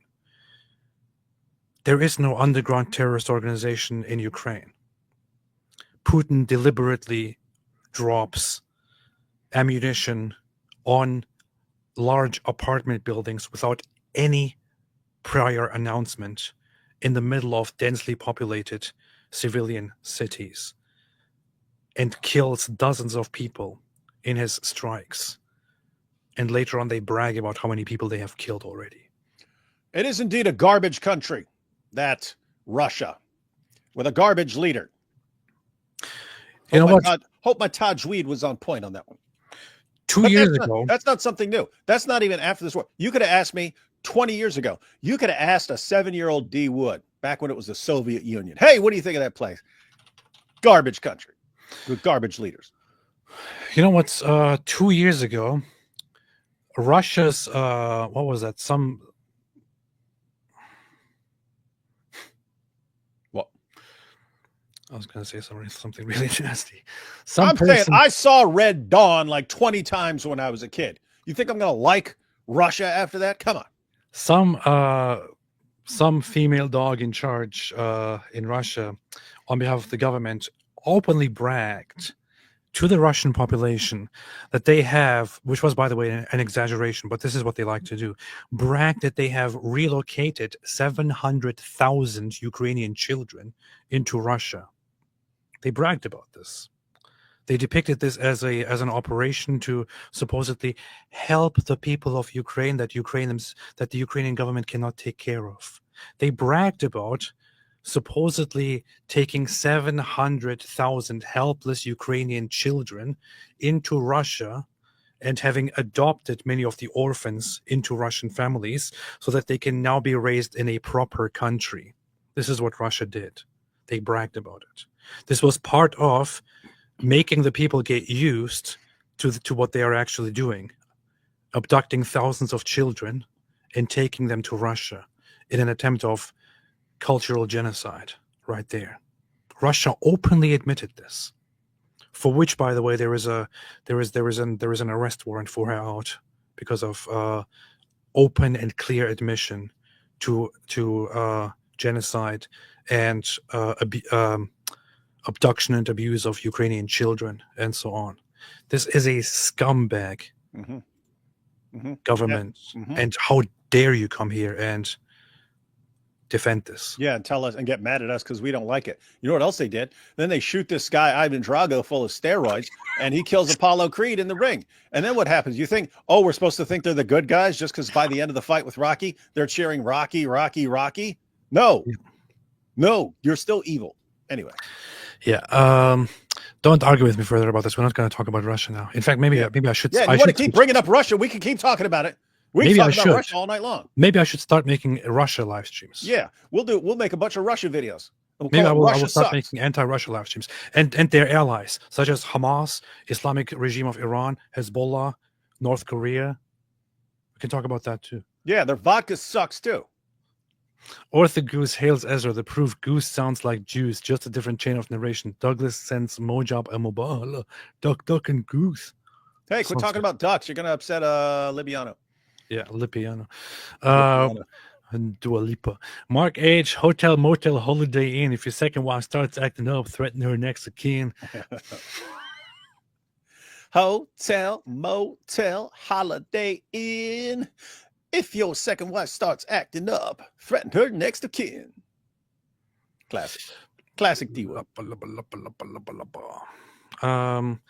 You guys don't blame Russian civilians for what the government does. Not everyone supports their government. I didn't blame the Russian civilians. I blame. No. To be clear, there may be all sorts of nice, drunk Russian civilians and so on. But yeah, we're primarily thinking of like the government and stuff like that, and them shooting up dudes with steroids and then setting them to fight great Americans. I would never generalize Russian civilians. I have met plenty of Russian people myself. Almost all of whom were asking me how they can get out of Russia and move to Europe. That's what they want to do. But I would not generalize them, despite the fact that the vast majority of them support the Putin government. Yeah, that's good. And as Paulie pointed out in Rocky IV, we don't have to keep our people behind, keep them behind walls with machine guns. We don't have to do that. So, just to be clear. You see, those who don't have the truth on their side have to resort to lying in order to make their case. You see this in Dawa and Palestinism. We do indeed. Alhamdulillah. Jimmy McCartney, Mohammed Hijab in court. If you want the truth, you can't handle the truth. Oh, man. Yeah, Hijab's in court. What do you think of Douglas Murray and people like, they're urinating upon one another? That's what they do. You see. Urinating upon one another. That's what they do. I want to quickly go through some of the remnants of what we have in the court case here. Legal framework. I was unable to detect any significant issue of law between the parties. The general principles that apply to this case are clear and are not in dispute. The tort of defamation involves a publication that conveys a defamatory imputation concerning the claimant, which causes or is likely to cause serious harm to the claimant's reputation. It is a defense to show that the imputation is substantially true. Responsibility. Anyone who takes part, meaning, serious harm, truth, submissions. Where is the conclusion here? Responsibility for publication. The second defendant, meaning and reference. It's all boring crap, man. Judge 9. We want conclusions. 89. The defendant's meaning seems to me fairly to reflect some of the meaning conveyed by the article, but it does not go quite far enough. Although I do not accept that the article quite conveys the meaning that the claimant stirred up a Muslim mob to violently target Hindus, it does go further than simply suggesting that the claimant ridiculed reincarnation. The early part of the article, talking about the disturbances between Muslims and Hindus, the section that refers to the claimant whipping up a mob, ridiculing reincarnation, and the section that immediately follows, soon both sides were accusing the other of attacking their places of worship. Crowds of hundreds faced off. All form part of a linked and coherent narrative. What is missing from the defendant's meaning is a recognition of that, and in particular recognition of the alleged consequences of the claimant's actions as conveyed by the article. I do not consider that the article suggests that the claimant directly and solely caused the events that followed, but it does suggest that his speech was inflammatory and that it exacerbated existing tensions between opposing groups that had already spilled over into public disorder. That is at the core of the defamatory imputation that is conveyed by the article. I do not consider that the article conveyed a distinct meaning as to whether those tensions were based on race or religion. I agree with the submission advanced by Mr. Henderson that there is no bright line between disparagement of Hindus as an ethnic group or as a religious group or as an ethno-religious group. The key point is that the article conveys that the claimant was a street agitator who was whipping up ill feeling by one community towards another in circumstances where tensions were already frayed and had spilled over into public disorder. Alhamdulillah. Alhamdulillah. It is unnecessary. I accept. There is no other credible evidence of damage to the claimant's reputation occasioned by the article. Oh yeah, here. This is funny. The claimant has not charged. Second, this is not the case. No reliance can be placed on the claimant's evidence. There is no other credible evidence. It is accordingly not necessary to address the truth defense, but I do so briefly for completeness. Wait, where does it end? Let me see. Strike out. The claim must be dismissed on the merits. It is not therefore necessary to address Mr. Callas's alternative argument that the claim should be struck out. I prefer not to do so. It is therefore outcome. The defendants are each responsible for the article, which conveys the following meaning. The claimant is a street agitator who has whipped up a mob on London streets, addressed an anti-Israel protest in inflammatory terms, and exacerbated frayed tensions which had already spilled over into a public disorder between Muslims and Hindu communities in Leicester. By whipping up his Muslim followers, including by ridiculing Hindus for their belief in reincarnation and describing Hindus as pathetic, weak, and cowardly, in comparison to whom he would rather be an animal. That meaning is a statement of fact which is defamatory of the claimant at common law. The publication has not caused and is not now likely to cause serious harm to the claimant's reputation. In any event, it is substantially true, and it is not materially inaccurate. The claims are accordingly dismissed. Dismissed. So the judge says, dismissed. Mohammed Hijab comes here to accuses the Spectator and Douglas Murray of defaming him. However, looking at the article and looking at all the evidence, we can conclude that the article was largely accurate in its description of what Mr. Mohammed Hijab did. Therefore, there is no serious defamation here. It is not blown out of proportion, and we can also not establish that there is serious harm here. Therefore, the case is dismissed.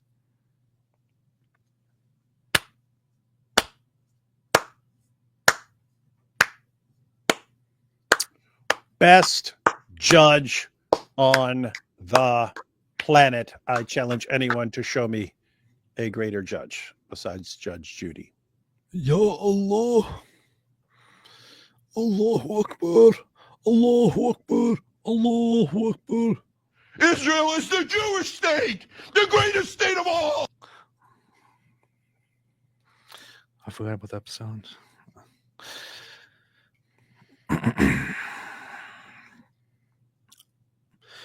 I just want to look at one line here one more time, and that is this here. I am satisfied that he lied on significant issues, with the consequence that his evidence overall is worthless. And basically, so is he. That would have been funny if he said that. The judge I'm satisfied that he lied on significant issues, with the consequence that his evidence, much like his religion, is worthless, like his prophet. The judge says that Mohammed Hijab is a liar and that his evidence is worthless. There you go. That's it. That's the judge. That's the case. That's the court case. That's the mic drop right there. All ham to Allah. Who was that? Somebody asked. Israel is the Jewish state, the greatest state of all. That's the one and only. That's Cenk Uygur. That's a Turkish guy. That tells you all you need to know about Turkey and anyone who comes from there. That's Cenk Uygur. Christianity is based. That is Alex O'Connor. I'm your teacher, boy. That's Mohammed Hijab. Ya Muslim. That's some goat. But the people are retarded. So I wasn't supposed to play this. I wasn't. That's another goat. I will choose the cow. That's another goat. They're all goats, but like in different ways. Yeah. You're hiding, boy. You're hiding. What? What's the problem? Liar! You're a liar, man. You're a liar. You're sick. You're sick. We're proud of that. You're finished already. Look at me. Look at me. You know you're done. Why stuttering? I don't buy your Allah. How about no? Get the hell out of here. What kind of Muslim are you? Imbecile. You sick in the mind? Man has Down, real man. problems. How I about you tell get you, to just the leave there meat? watching Netflix. I'm a medical doctor. You're hiding. I will choose But the the cow. people I'm your teacher, boy. are retarded. Israel is the Christianity Jewish state, is based. the greatest state of all. So I just had to go through all my sounds because I haven't played them in a while. Dawood al-Gharqadi. That's a good name. Dawood al-Gharqadi. It would be funny if you told this honest Islamo-Nazi pedo-Jew that he's named after a Jew. People thought about that. Matter of fact, no, Anthony was next in line when the second debate was shut down. But yeah, I think he was going to remark on his name, Daniel. You know what's actually very remarkable about all of this? And you just brought this back to my mind. So Daniel, as Christians and Jews might know, is a significant prophet in the Bible. Daniel doesn't actually exist in Islam. So the name Daniel is entirely absent in Islamic scripture and Islamic tradition.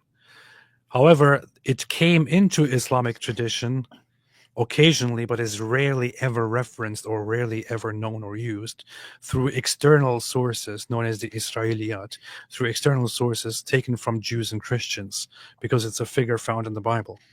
So some Muslims will be aware that there was a prophet named Daniel, for example. That's what they say. Daniel Hakikachu happens to have a name that is of a biblical prophet. If you ask him, however, if Daniel is also a prophet recognized in Islam, he will have some explaining to do, because Daniel is not mentioned in any Islamic source. Muslims don't know anything about biblical figures. They don't know anything about Daniel. This is another very, very nice sign of the ignorance of Islam. Yeah, but in defense of Islam on this point, not including Daniel, the main story that people are familiar with Daniel is Daniel in Lion's Den. But in Islam, they think that if they have a better story about Muhammad, they'll just stick with that one, and they have Muhammad in the Zut Den. So I knew you were going to go. You didn't know anything. Oh man. Knows too much says, didn't Ellen Dershowitz threaten to sue Mojab? Yeah, he did. I wonder what happened to that. Ellen Dershowitz threatened to sue Mohammed Hijab because of his statements. I wonder what happened to that. Should have done that, because it'd be funny if he does it and wins. Tad M. If critical scholars don't take the hadith seriously, therefore Muslim popular arguments that all Quran variants are simply different roofs goes out the window and they're actual textual variants. Powerful. What do you say, David? If critical scholars don't take the hadith seriously, Muslim popular arguments that all Quran variants are simply different ahrufs goes out the window, and they're actually. Oh, okay. So if you didn't have the hadith talking about the different ahrufs, then you would have no explanation for the textual variants and so on. Yeah, that would, you just be left with no explanation. But to be fair, the explanation doesn't work even with the hadiths about ahruf. You have contradictions in the different Qurans. Oh, sorry, that was loud. Yo, I see you looking at me. Want to learn more about Islam? We came to the right man. Baby, make me say.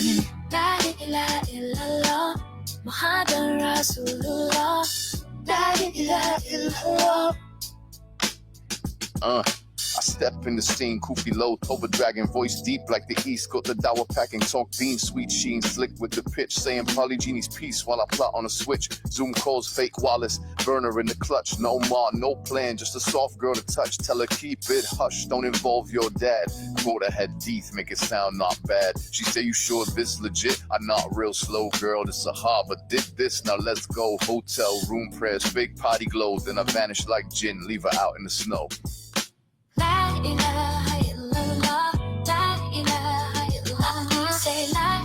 Mohammed Hijab's new career after Dawa. Baby, make me say La ilaha illallah, Muhammad Rasulullah, La ilaha illallah. Yo, ain't no contract, no doc, no chain on me, just a voice and a vibe, and some third-party deans say it's halal. Sis, don't stress, don't trip. Meanwhile, I'm preaching, plotting my next quick flip. Text at midnight, you up, then gone by dawn. Whole setup, cleaner than a Saudi lawn. No fam, no plan, just tricks and talk. And when she cry, I say fear God and walk. Yo, I made the system, hijab with a code. She begging for rights, I hate ghost mode. Got scholars in fear, got silence for, call it Sharia, but it's scam I taught. La ilaha illallah, La ilaha illallah, La ilaha illallah, La ilaha. Baby, make me say La ilaha illallah, Muhammad Rasulullah, La ilaha illallah. Now she go crying, try on the scene. I'm out here posting clips with my Dawa team. Swear on the Lord, then delete the proof. Twist the facts like I twist the truth. She crazy obsessed. I spin on the low while she's sitting with text that I hope won't show. Got voice notes, threats, got the shook too. I say it's all lies, they believe me too. But deep down, bruv, I know what's next. One day this whole game gonna cash that check. Till then I rock robes, give talks, play wise, while sisters like Aisha get fed more lies. La ilaha illallah, La ilaha illallah. Make me say, La ilaha illallah, La ilaha illallah. make me say, La ilaha illallah, Muhammad Rasulullah, La ilaha illallah. Beautiful. How you not gonna like announce the world premiere of your new song, man? I don't know. You just like randomly play your new song. What do you think? You like it? Is it good? It's pretty bass, Not too bad, right? Nope. Yep. Good. Do you want to be my hotel wife? You want to be my hotel wife? AP, tennis for God, slapped it on a t-shirt. Woo-hoo, said Dama's friend. Yeah. Orthodox lips Muslim, a.k.a. lesbiano. It's Lipsiano. Come on. It's Dua Lipa, man. Jean-Michel says, Mimi Jihad want to convince you Momo was the first LGBTQ plus XYZ. Bible believing said, Orthodox, he's got a real pretty mouth, ain't he? You never saw that movie, did you? I haven't. Don't watch it. What is it? How does it go? It's pretty much exactly like Preston County, West Virginia. Terrible. It's about some pretty disturbing hillbillies. Bad. Susan leaving a super chat. Thank you so much. Bruce says, Zuck, gonna give it to you. Don't give it to you. Gonna give it to you. Mohammed, hold tight, pressure in the air, feeling just right. So gonna give it to you. Smooth but fight. I haven't listened to that song in like 50 years. So it's a long time ago. Yeah. Zachary Gelpi. Hey guys, I just had some bad news about my girlfriend being in intensive care. If you can, please pray for her. I would be grateful. You gentlemen are very God-fearing men, and I think it would go a long way with the big man upstairs. Everyone who prays, you have a prayer request here from Zachary. There you go. Born Slippy.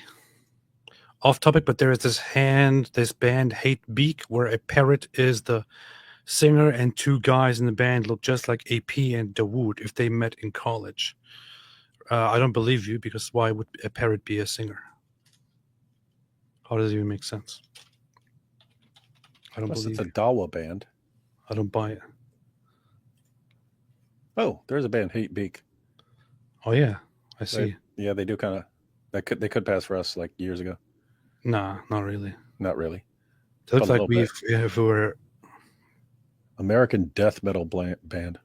Oh, sometimes I like death metal. Like one day of the year. Featuring Waldo, a gray parrot. I'll check it out. Hate Beak is reported to be the first band to have an avian vocalist. Nice. Oh. Rozzy said, AP, I watched you chat with Charlie. Hold up. I got to cry bull on that. First band with an avian vocalist? Have you not heard of a band called The Eagles? Whoa. Rozzy, AP, I watched you chat with Charlie and you mentioned your siblings. So I wanted to ask if you still have any sort of a connection with them now. Yeah, I do. In fact, I talked to my sister on the phone just earlier today, so I do a little bit here and there. Never heard of the Birds? All ham to Allah. Black Crows? Apologia Centers. Counting Crows? What? David, tell the folks that you will be in the Los Angeles area October 10th for our half-day conference. Oh, great. Yeah. Anyone who wants to brutally assassinate me, I'll be at the Apologia Center's conference on October 10th. So perfect spot to brutally murder me in the name of Allah, to rescue your religion from all the stuff I've got planned. There you go. If you want to kill David Wood, October 10th, Los Angeles. Yeah, guys, October 10th, conference there. Check it out. Check out Apologia Center for more. Crazy Spider 17 says, guys, you should react to Channel 4 report on what happened in Soweto to the Druze. People need to know the horrible stuff that's going on there. Maybe this is what you can do, David, while I'm gone traveling. All ham to it is good if it's actually on some news channels, because we see things on X and it's here's what's happening, and you're not sure if you can trust it or not. So it's good if there's some actual stories on it. You see, ChatGPT, Jewish inventor of Cyclone B, sad story. It's not Cyclone B. It's anyway. Cyclone B. Wimperson says, quiet. Ezra. Sallallahu alayhi wasallam. David, you made me laugh so hard when repeating that with Robert recently. I don't remember that, but it sounds like something I would say. That's good. I find it funny when Daniel Kikichu kept referring to Robert Spencer as Richard Spencer during the debate. It's a question of whether it was on purpose.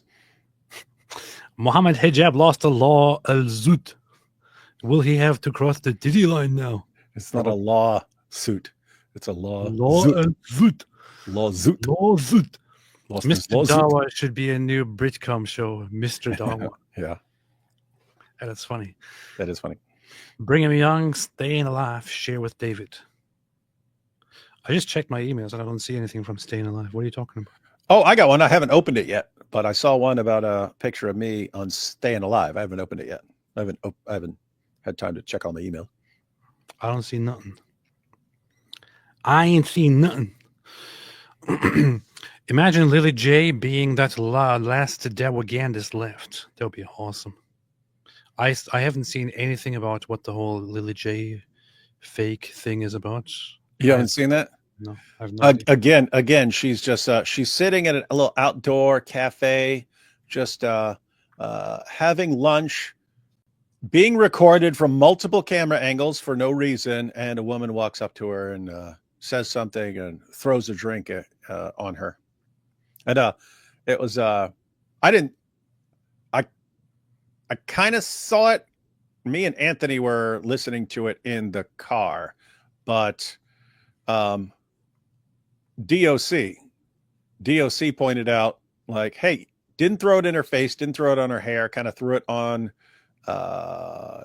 like her shirt or lap or something like that. And DOC was pointing out why, because women spend a lot of time on her hair. And so it was kind of, hey, don't mess up my hair when you throw this on me. And then she's like, do I need a bodyguard? Do I need a bodyguard?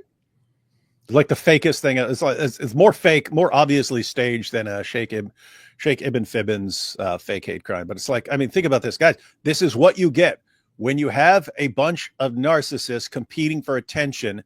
They're going to compete for attention, and if they are just terrible people. They'll do whatever they need for attention, including faking things against themselves. So you brought this on yourselves. Get used to it. Everyone else is laughing at how obviously staged this is. And but of course, her fans, oh my goodness, shame. Yes, you need a bodyguard to protect you from a drink being thrown in you. Ibn Fibn, who are you kidding? The Samurai Hobbit says, "Forgive my ignorance about Russia. I forgive you." If you want to know about Russia, again, watch Rocky IV, watch Rocky IV, Red Dawn, and Red Heat.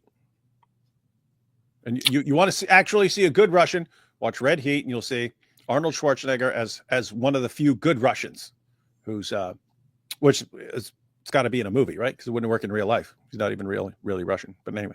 Mm-hmm. Unique Petsu says Irish nationalists block Islamic parade in Dublin. Really? In Irish people do stuff like that? I thought they would be like, yes, please conquer us. Please, are you Palestinian by any chance? Because we love that kind of stuff. Yes, they're beating us in the desert. That's Wales, man. Oh. The Samurai Hobbit. Actually, the Ukrainians are technically the true Russians. Just look up the story of Czech, Lech, and the Rus. The Muscovy are the plagiarists. Well, I would say it's more complicated than that, but the Ukrainians are where the legacy of the Rus originally started, or where it became significant. The Kievan Rus. But yeah. To what it seems, no side is actually kind of like the real Russians. They're just different people who claim to be or who are thought to be descendants of the Rus. So for Russia or for Putin to say, "Oh, we are the Rus, and all others are also Russians," and all that, that's just big propaganda, you know. It's funny when they're going to try and prove it, like prove who the true Russians are. And it's like, okay, we break out all bottles of vodka. We show you we drink more than you. No, we drink more. And then they just... they all pass out. Yep, they all pass out. And then they wake up. Oh, who won? Oh, we don't know. Okay, we try again. Let's get vodka. And then it turns out nobody actually is the true Russians because they all keep passing out. Mm-hmm. There's no way to verify it. No way to verify it. Eventually, they come up with the idea to set up a camera to keep track of who actually stays awake. Then they see that everyone eventually passes out, and they're like, "Oh, I guess we are all fake Russians." So,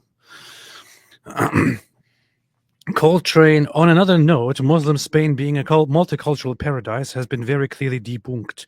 It didn't work. It never worked. Dario Fernandez Morera and Raymond Ibrahim have books on this nightmare Muslims would say showed cohesion and not coercion.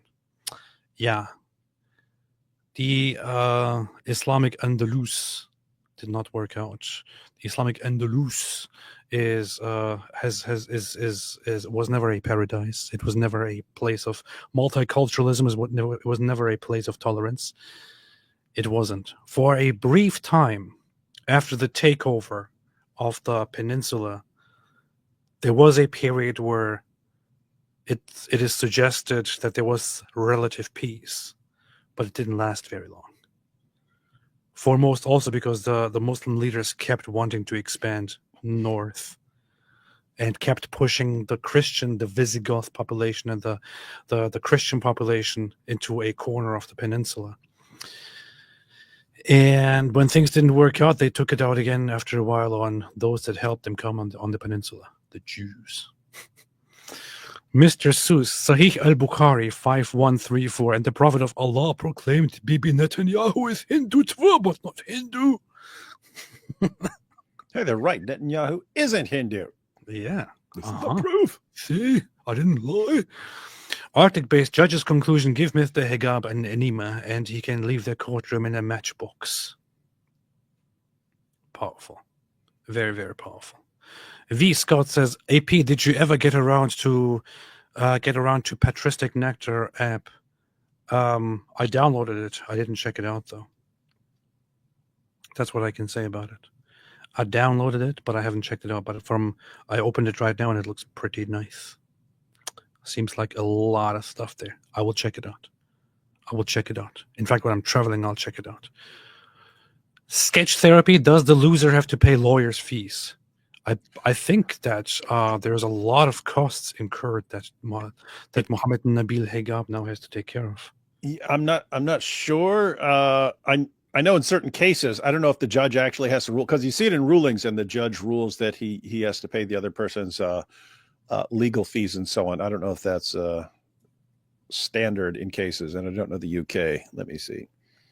Mohammed Nabil Hijab. He probably has to do it now. Drew Traver, how good are you with AIAP? I would love to see a skit of Mojab getting roasted by Judge Judy with him Douglas Murray. I haven't extensively tried the video aspect of AI, not too much. I see that people are doing some really, really good stuff of like having babies sit down and talk to each other and stuff like that. It's very, very good. But I haven't really necessarily gone into all those circles. I have more gone into images, text, knowledge, music, and all that. I haven't checked out the video side of AI enough, I would say. I just looked it up. It says, yes, in the UK, if a claimant loses a defamation lawsuit, they will generally be ordered to pay the defendant's legal fees. This is the standard. Costs follow the event principle in English law. However, there are exceptions and nuances to this rule, particularly in defamation cases. So there are exceptions. Oh, and it gives a bunch of different exceptions here. So I don't know if there is an exception here, but I have to point out something we didn't really talk about. It costs a lot of money. A big trial like this with investigations and stuff like that, that's a lot of money. Where's Hijab getting that money? Dawa donations. So he took all your Dawa donations, all you who send him money, took all your Dawa donations and used it to try for a money-making scheme and an attempt to silence Douglas Murray. Used all your Dawa donations that you sent him to fund this stupid, frivolous lawsuit and get a bunch of guys, like he probably paid these guys to lie for him and so on. So all that money, and apparently, unless there's an exception, all the legal fees and investigation and so on of Douglas Murray's team, your Dawa donations are going to cover that too. There's a guy who wouldn't even provide for his hotel wife and so on, but now he's spent a lot of money, lot of hard-earned Dawa bucks. Very, very nice. That's how you do it, man. That's the game. That's the game. That's how you play the game. Dimer's friend says Winston Marshall had this named Thomas Small on to talk Drew. Small said that the whole thing is a hoax. Maybe watch with Mansoor and fight the lies. I'll check it out. Sketch therapy. Any chance Sam AP David Wood will speak on the provable historic roots of Islam as a synagogue of Baal Allah? Sam spoke so highly of David Wood. I was impressed. Sam does speak very highly of David Wood. He does.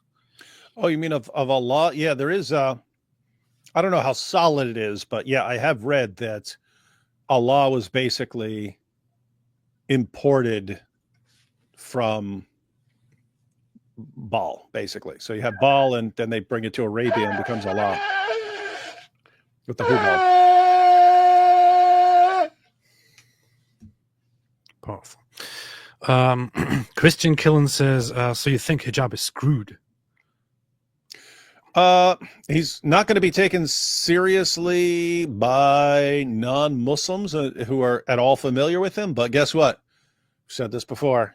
His fans are a bunch of brainwashed morons who, as long as he claims to be humiliating the kuffar, they don't care. They don't care they don't care if you're turning Muslim women into basically on the level of prostitutes. They don't care if you're treating them like that.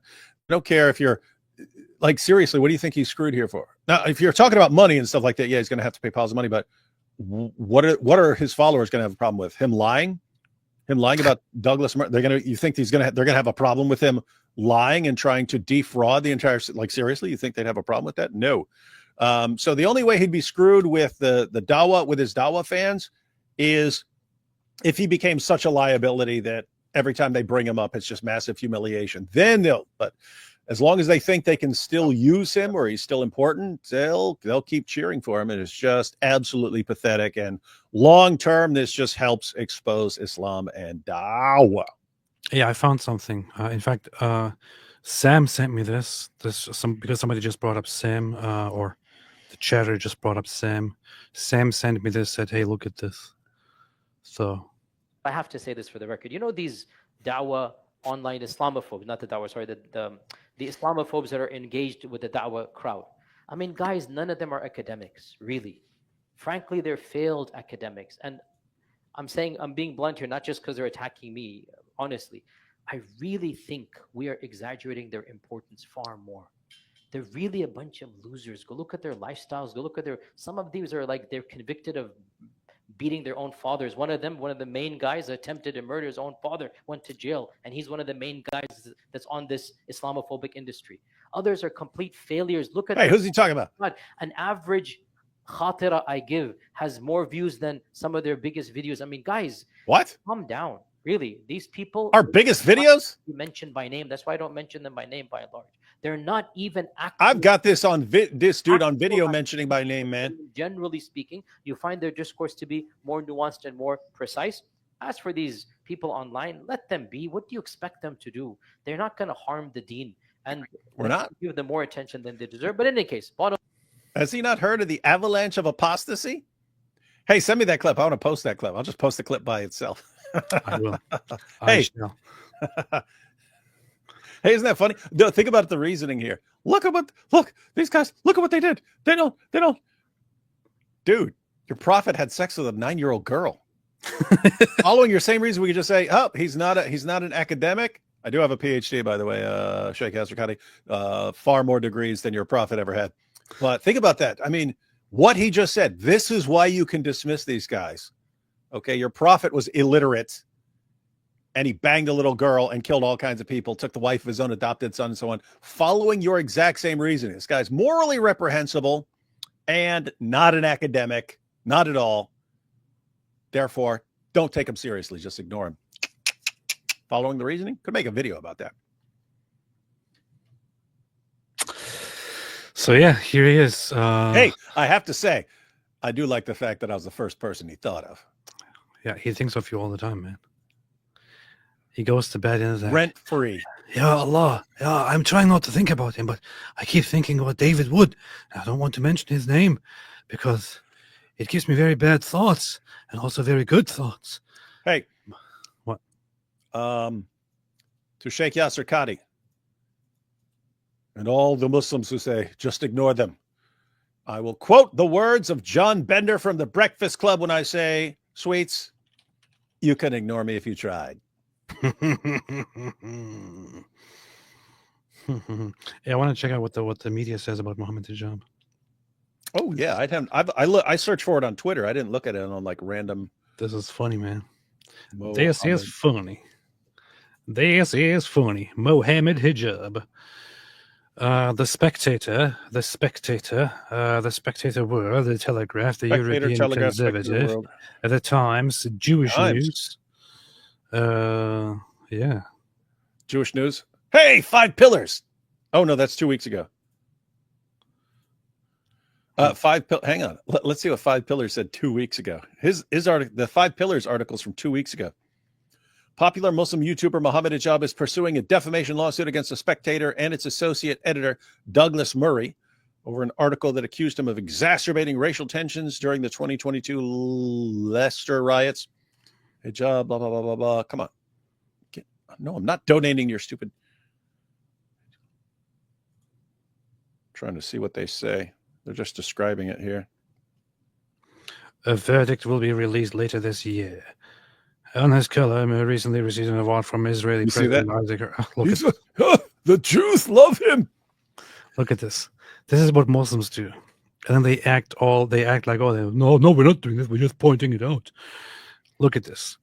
In his column, Murray, who recently received an award from Israeli President Isaac Herzog for being a friend to the Jewish people, accused Hijab of cropping up in Leicester to whip up his followers.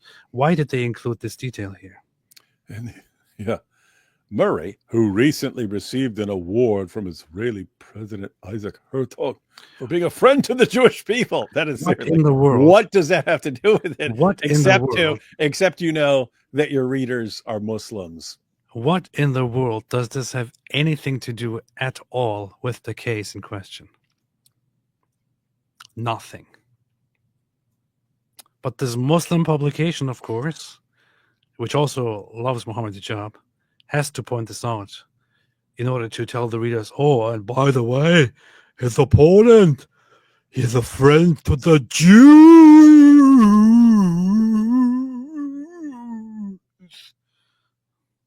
Bad.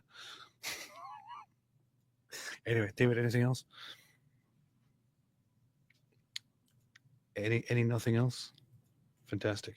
All right, then I will believe that you are going to live tomorrow. You're going to go live tomorrow with Richard Spencer, I believe, right?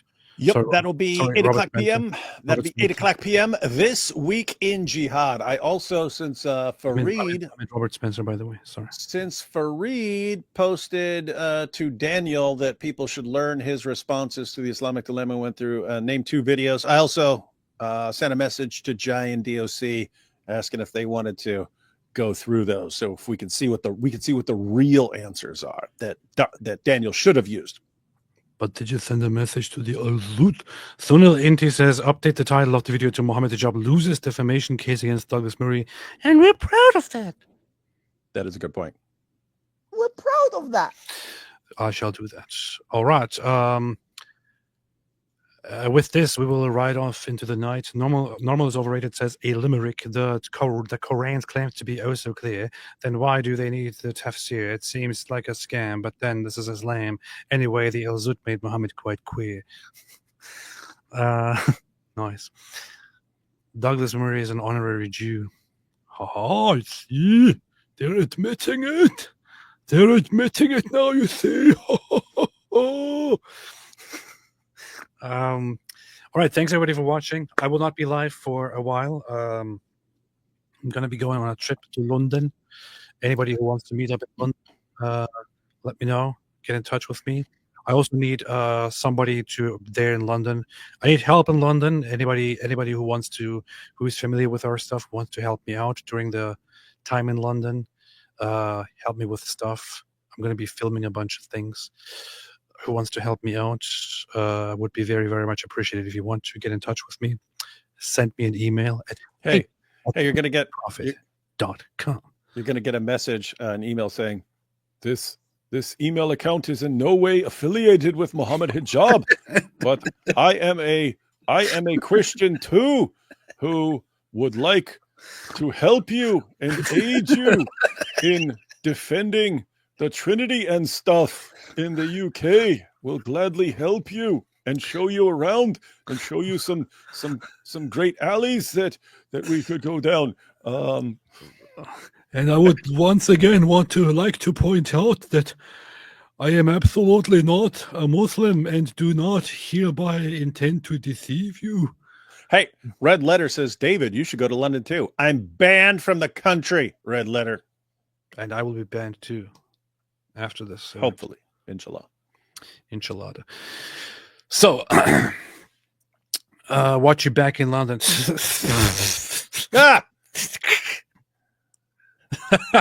I'm not scared of London. London should better be tell the jihadis, to watch their back. They should watch their back. They should watch their backs. All right. We'll be back soon. We'll be back soon. Until then, as always, have a fantastic day. And as the GOAT likes to say,